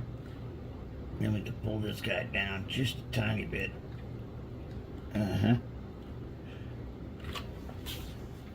Now, are they identical? Let's back up and zoom in. How do our number boards look? Well, they're not the greatest ever. And it looks like with this photo, with this zoom, we can see the bottom of the goop, which we can pick off with our tweezers later. For now, I just want these guys to stick on. Later, we can pick off the glue that's down here, right there, and up here, and whatnot. And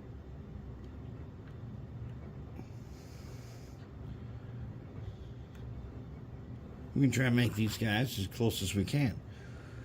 And this guy under here, oh crap, that was not what I wanted to do. Okay, that was not it. Let's use this guy. Okay, let's press this guy on. All right, these guys are going to be good to go. All right, I will do the back side, and that's that. Let's take a look at couplers. Now, what we got here is couplers on this shell. All they need is that little screw right there and some whisker couplers. Makes it super easy. Couplers are graphite coated and polished, and you might have to fiddle a little bit with this screw. Just 1/4 turn too tight and it won't move. 1/4 turn too loose and it will sag. Otherwise,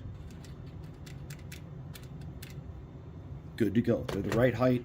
If you go on just like that, and that the opening is not big enough for a box, you would have to do some filing and shaving, and we don't want to do that. And this will work just fine.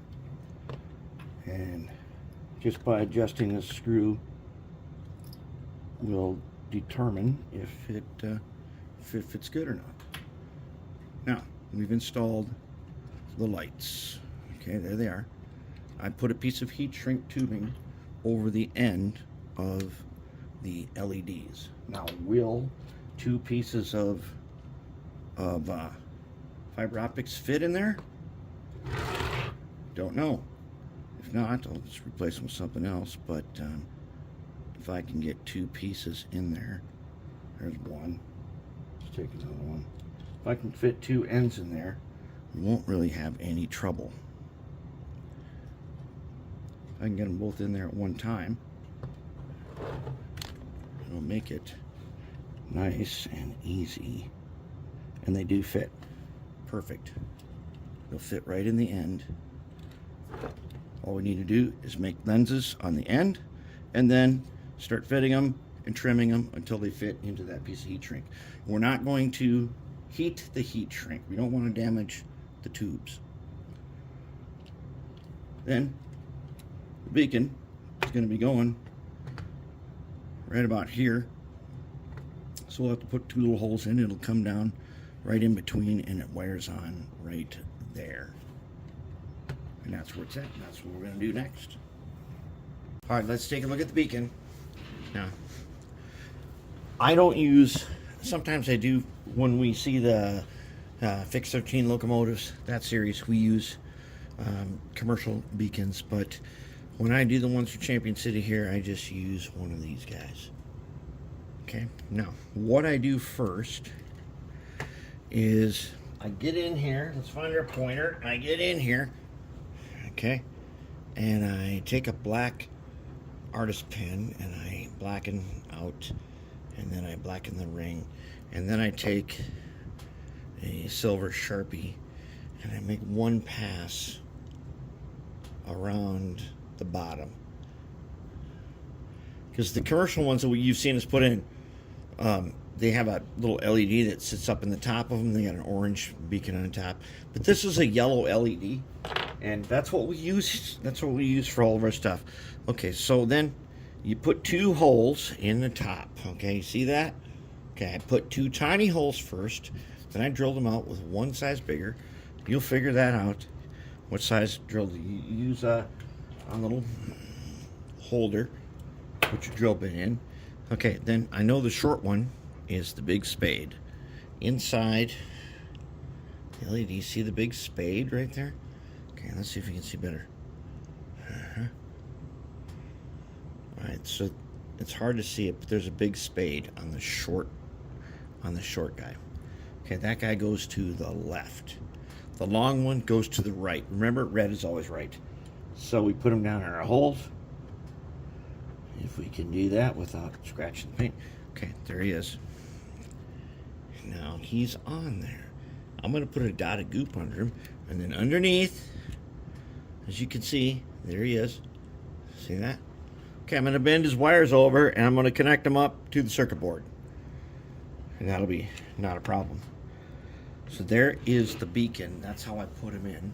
Then he's going to connect up to our lights. We're going to be good to go with the beacon. All right, today I want to show you how to do fiber optic headlights. And fiber optics are kind of a game changer when it comes to lights. You can use tiny LEDs with wires on them, but fiber optics let you,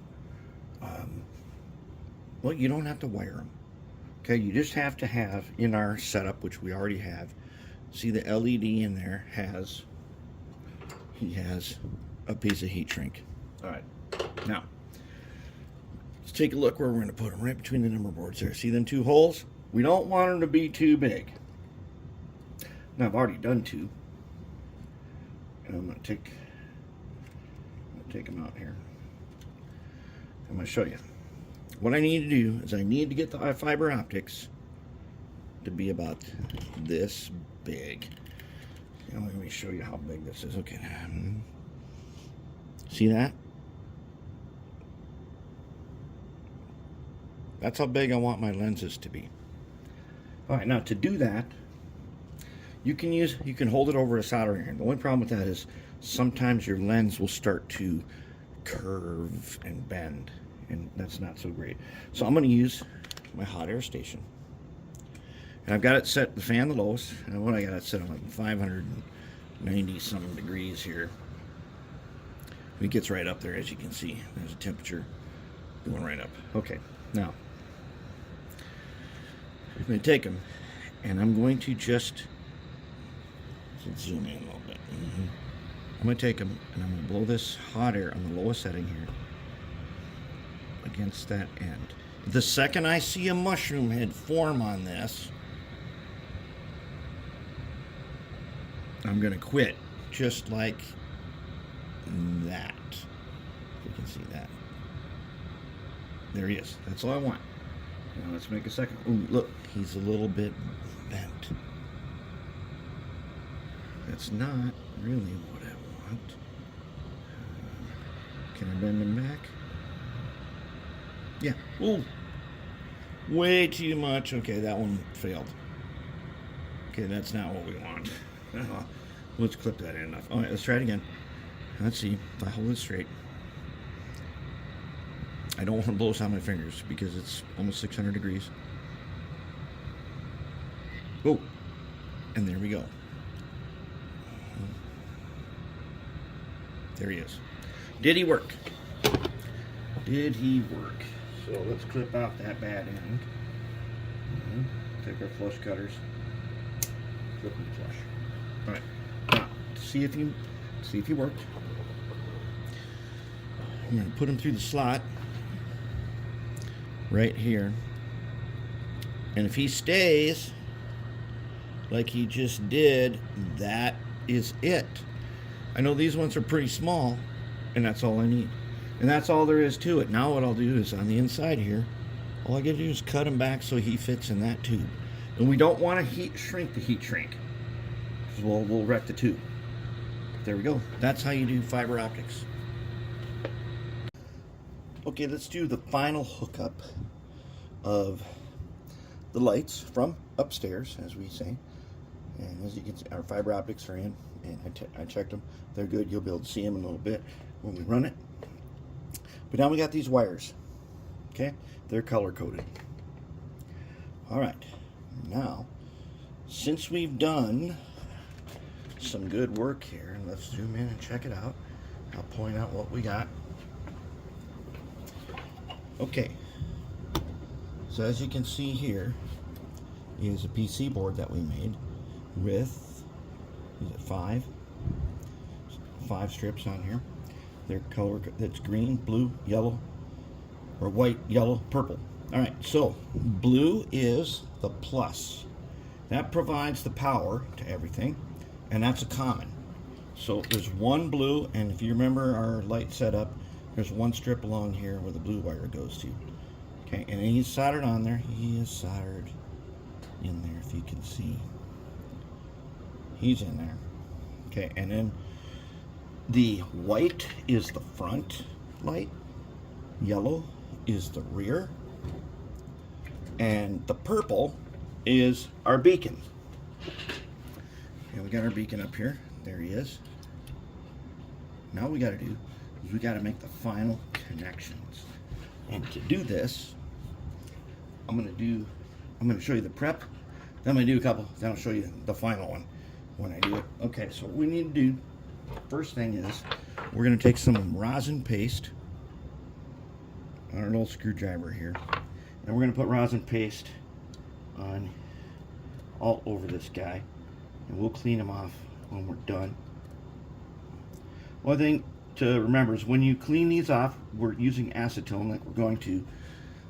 Acetone will, this is goop down here, so the acetone will also undo the goop, so we don't want to get the acetone on where underneath it and releases it. So what we got to do first is we got to figure out how long we're going to make these wires, and let's put all you guys off the side. We're going to use our little angle tweezers. All right, so we're going to put everybody off the side, and the hard one is this white one, which points backwards, and he needs to be soldered on like this. Okay, now let me explain the setup here. Tape roll, locomotive facing to the right, shell facing to the right. All right, so when we close this up, these wires are going to get shoved up in there like that. So what we want to do is, with this guy close to his thing, we are going to clip them. This one is the backhand, so we're going to clip him right here. Okay. All right, then we're going to take our rosin paste on our screwdriver. Let's not get these guys tangled. If we do this nice and clean, everything will be good. So we're going to take him, and we're going to, on the very tip of him, we're going to put some rosin paste right on the very end of him. Okay, then we're going to take our soldering iron. Should be ready to roll if he's cleaned up nicely. If he's not, we'll know in a second. We want to get a bead of solder on the end of him. There we go. We got a bead. Okay, now we take the white, and we're going to touch this directly to the end. If we've done this right, we're going to be able to pull off quickly. Yes, we pulled off the insulation just like that. Now we're going to do it again. we're going to take, now that we've got an exposed wire, we're going to wipe some rosin on him. Remember, we're using this is electrical, so we're using rosin paste. And we're going to tin him. Just like that.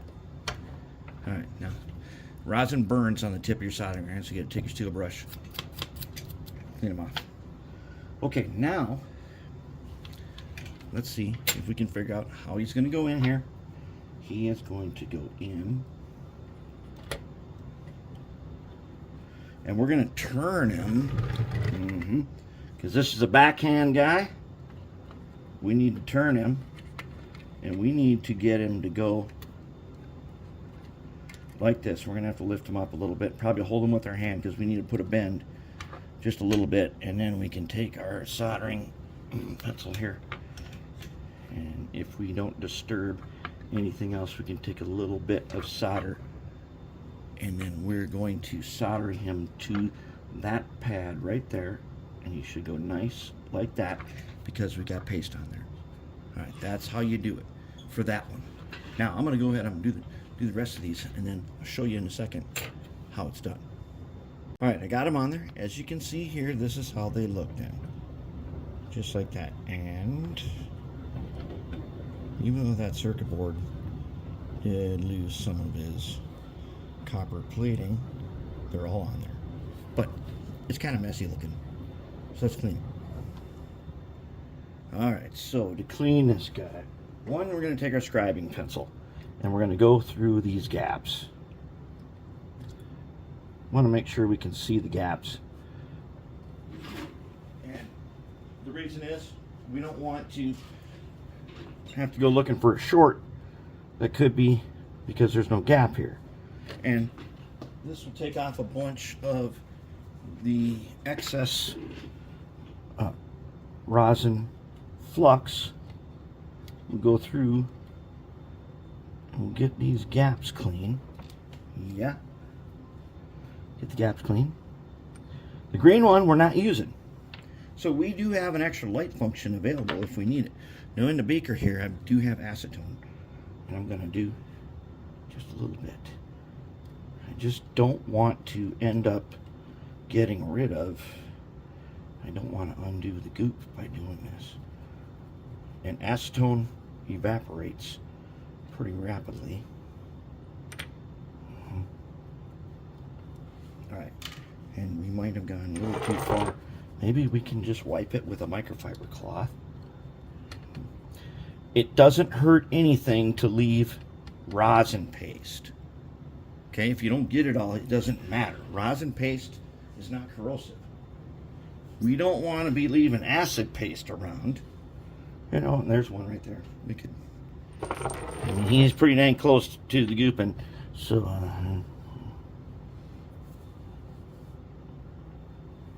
It doesn't matter. We don't have to. We don't have to clean him because we already know that he works. But let's just clean a little bit. All right, there we go. Now we got nice clean wiring. But will the top now sit down on here nicely and not mess anything up? And it will. And there we have it. Now all we got to do is test him to see if he works. We got next, and then if he does work, we will take the fuel tank off, screw the shell on, put the fuel tank back on, and then we're going to put on some sunshades. Okay, everything's working. We had a bit of a squeaker though. I was trying to figure that out. Let's go ahead. See, you can see the beacon. Now, if it was dark, you would see that beacon, or if you look at it straight down, I've got it set to Mars light. Personally, I find the beacon setting to be annoying and the Mars light to be much more comfortable to look at. But it sounds good. Now, going forward, we had this weird squeaking. Okay, now so he's got a little grinding. That's not a big deal, but we had a squeaking that I did not like.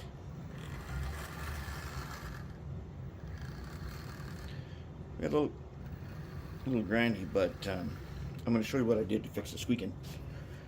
So here we got Marvel Air Tool oil, and what we did was we needed to put a dot of Air Tool oil in right there. You know, wait, right there. You see it? Right there. That's where we needed to put a dot of Air Tool oil, just like that. Okay. Now, can we do it on the end one, or is he too far in there? No, we can do it. We can do it. How would we do it? So we want to put some on there, then we go like this. We take our 17 blade and we put a dot here, like that.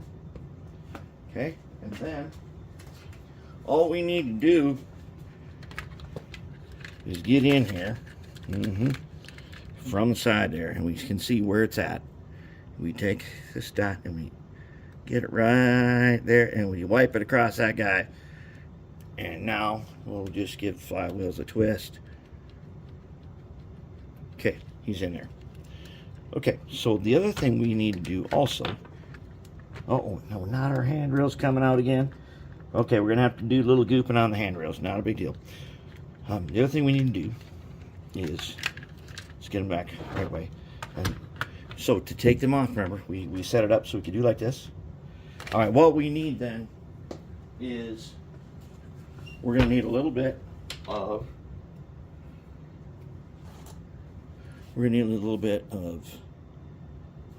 red lithium.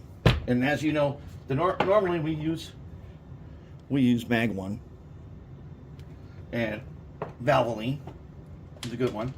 But since we have the ZEP, and the ZEP is especially used for the Sioux line stuff, we're going to give this guy here, we're going to give him, we'll get him in there. Okay, one time around. Then we're going to get the rear guy. We're going to give the worms just a bit of the red lithium.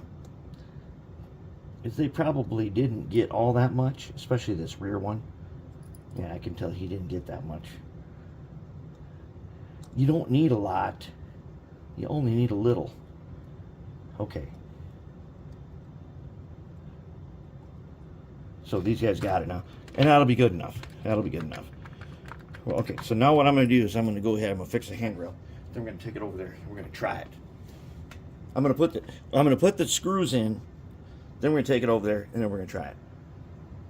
Okay, so what we got to do now is we're going to put on some sunshades.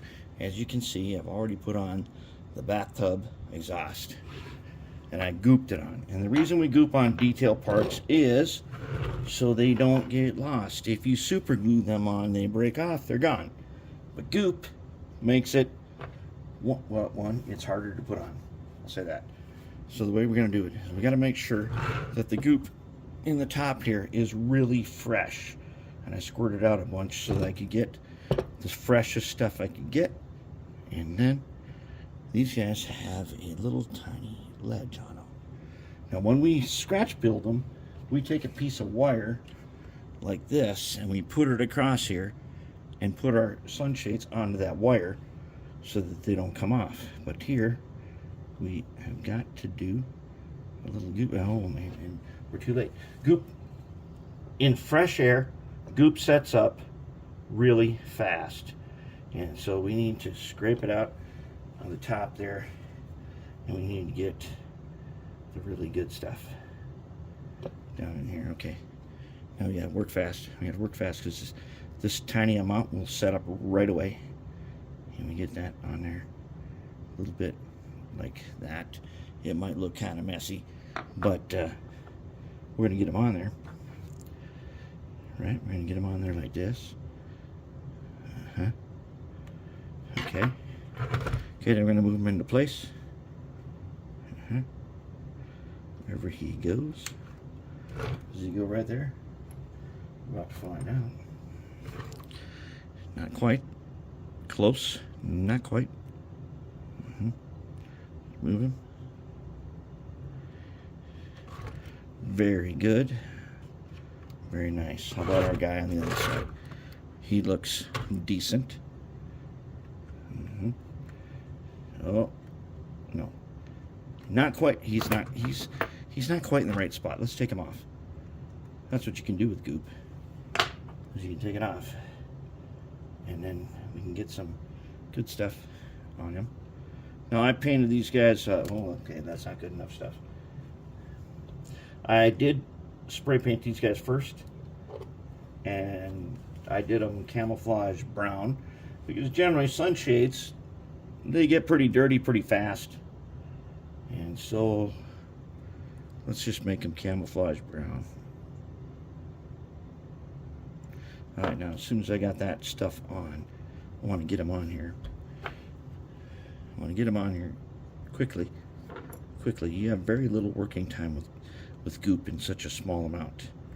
But if we get them on there just right. Now, is he good this way? Is he up and down? Mm-hmm. He's very close. That's pretty good. How about this guy? He fell down a little bit. Okay. Let's press him. Press him into place. Make sure that he is where he's supposed to be. And I don't like it. I don't like it. Let's get some fresher stuff. That is a problem when you're doing detail parts with goop, is you've got to make sure your goop is freshly fresh. I mean, it's got to be real fresh. It's got to stick onto the sunshade. We don't care about glue underneath. Over the top, we can scrape that.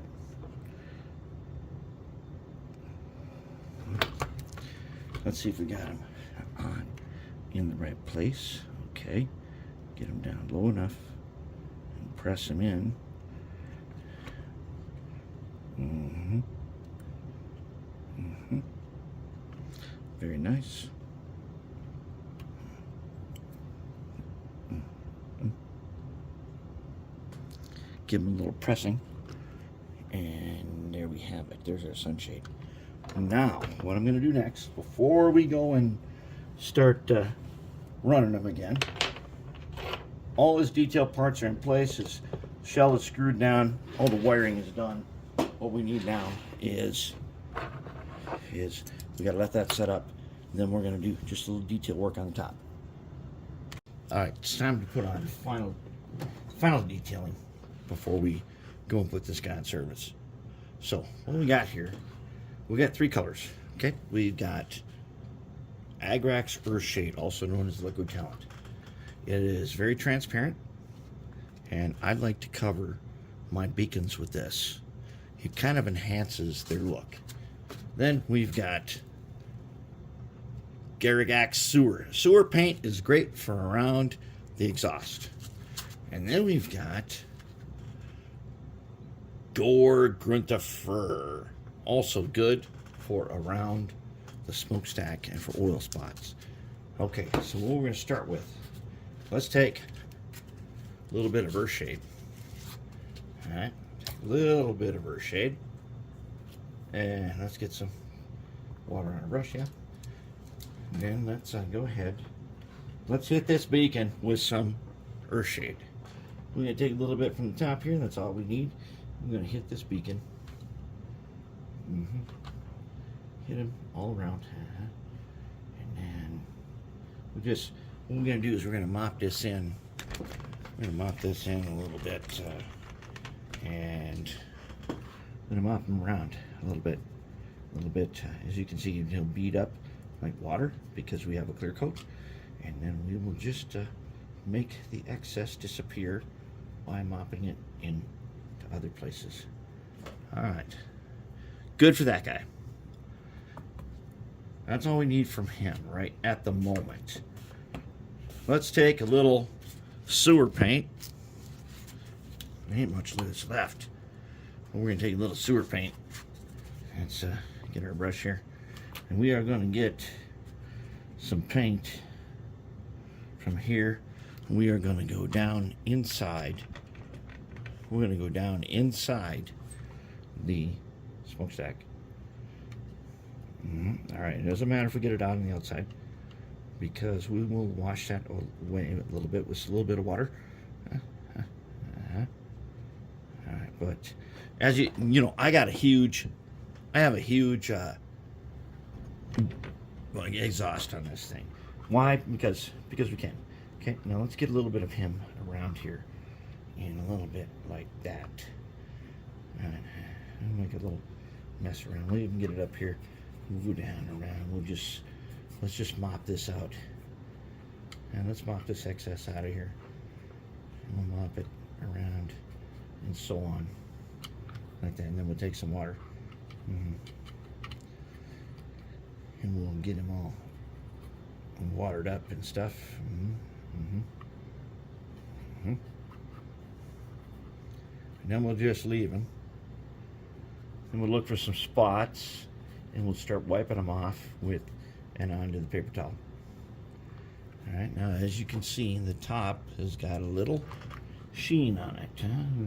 Okay, very nice. That top was already painted with a silver paint marker. That's enough for that guy. Now let's go ahead and let's try this Gruntifer. Let's try him. Not sure what he's going to do, but we're going to try him. Since we're not sure what he's going to do, we're going to take a smaller brush. I don't really know what this guy does. He's pretty neat, but let's go ahead and drop him onto the top here and give ourselves a little bit of oily stuff. And then let's do some dotting. A little bit of dotting around there. Yeah, a little dotting. We just put it on and we just dot it here and there. Maybe down here a little bit. Okay, we just dot him into places. And actually I kind of like this right here. And I think we ought to stop at this right here. Not that. You gotta stop at that. Okay, now it looks like it's pulled up. Remember, this is pulled up with water, so it's pretty natural. Get a little, take some water. Let's get rid of it a little bit of it. Smooth them out just a little bit, not too much, because I definitely like the way that dotting turns out real natural. Like this guy here might be too much. Get rid of him. Take a little water. Get rid of a little bit of this dotting. Let's clean up the pools. And there we have it. That's how we're gonna do it. That's him right there. Okay, so we did our dotting, and the top's got a good coat on it, but from the side, it's gonna look decent. Now the spotlight's on that, so it's take a little bit to the sides. Not too much. Give it just a little bit of transparent, oily look. Okay, there. That's how we like him. He's going to be good. All right, now let's go ahead and take a little bit of this, tiny bit, and hit the edge of these guys that we put on here. And let's go over them and hit their edges. And then we'll just let it disappear into the black top. We'll just let it disappear up into there. That's how we do it. Let's go hit the other side. All we're trying to do is blend them in. So we take a tiny bit and blend them in. And fortunately for us, goop is paintable. In case you didn't know that, goop is paintable.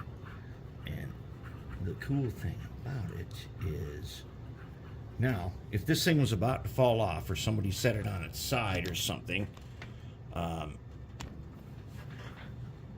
the goop will hold on like a rubber band.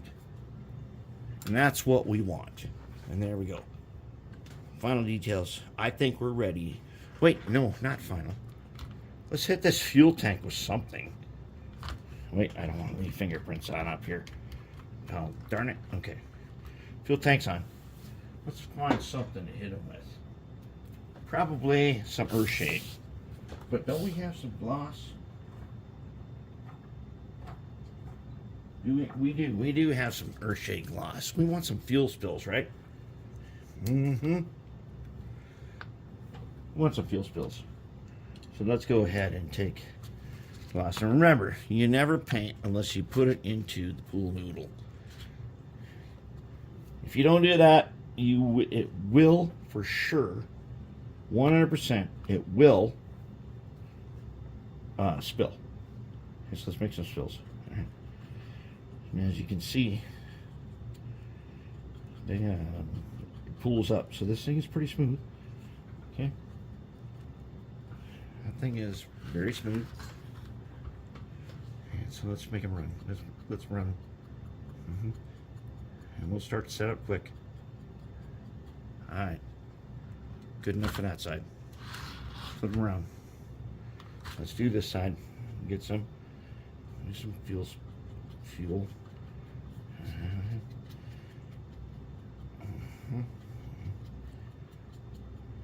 Okay, we'll let it run.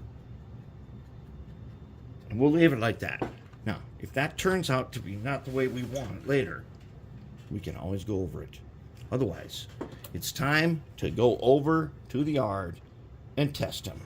And here is what he looks like now. Let's go down here and take a look at him. Okay, there he is. That's what he looks like right now.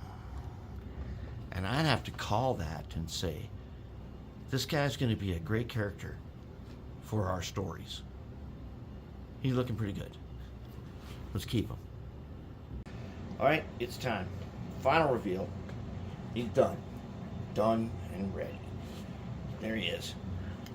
Let's back off and zoom in, take a look. There's our Bachmann B23-7. And he is on track 1. As you know, that means we have to do some testing. Okay, so what are we testing? Well, we're going to test him against bridge 15. So, let's bring him around, and then we'll look at the lights too. We'll look at the fiber optics. He sounds great now that we added that little bit of oil. Sounds great in both directions. And that little extra bit of red lithium on the worm did the trick. No more grinding sound in the front. Look at that. 15, no problem. Okay, next test. Let's test him versus Spaghetti Bowl. Let's get down here. Let's get down here. Spaghetti Bowl time.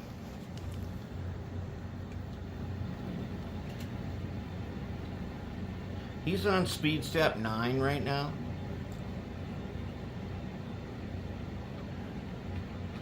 It's funny, you can see the fiber optics flash because the beacon is set to Mars light, but we got him over there. Now, if I reverse him, you should see his fiber optic lights come on. Look at that. Wow, look at him. That's a yellow LED in there, and they're yellow lights, and it looks really good. So let's bring him back on down through the spaghetti bowl. We're bringing him in slow. You can go fast through this if we want to.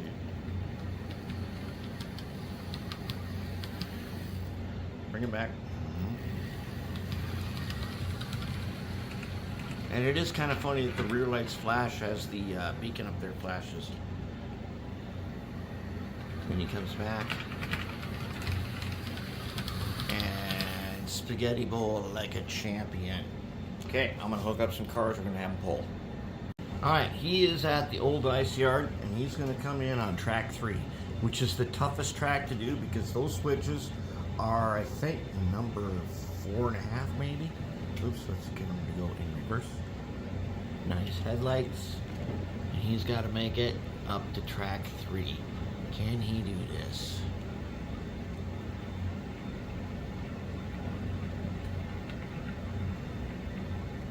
Okay, hold up. He made it. Now let's zoom out and let's raise up. We need to raise up a little bit so we can see. He's going to pull 5 of the heavy Pugs heavy scrap and train. There they are. There are 5 gondolas that are weighted down ridiculously heavy. He's going to latch on, and we're going to see what happens. Sure does run smooth though. Alright. Let's see. Can we do this? Ooh, speed step 1. Speed step 1. Yeah, speed step 1, he's doing it. Alright, let's see if, I don't know if the scrapping train makes it out of here, because those switches right there are really, really tight. And they may not want to go nicely. But if they do, we got no problem pulling them. Alright. Then that's it. We're going to call it. We are going to call it. I'm going to show you. Well, you can't really see from here. All them shadows, but his front headlights are on. If you look at them from the front, they are like blinding bright. And those are fiber optics. There it is. I'm going to call it. That ends the holiday special. We finally made it, even though it's over a month late. We made it. We did it. And there he is. He's ready for service. And eventually he's going to name himself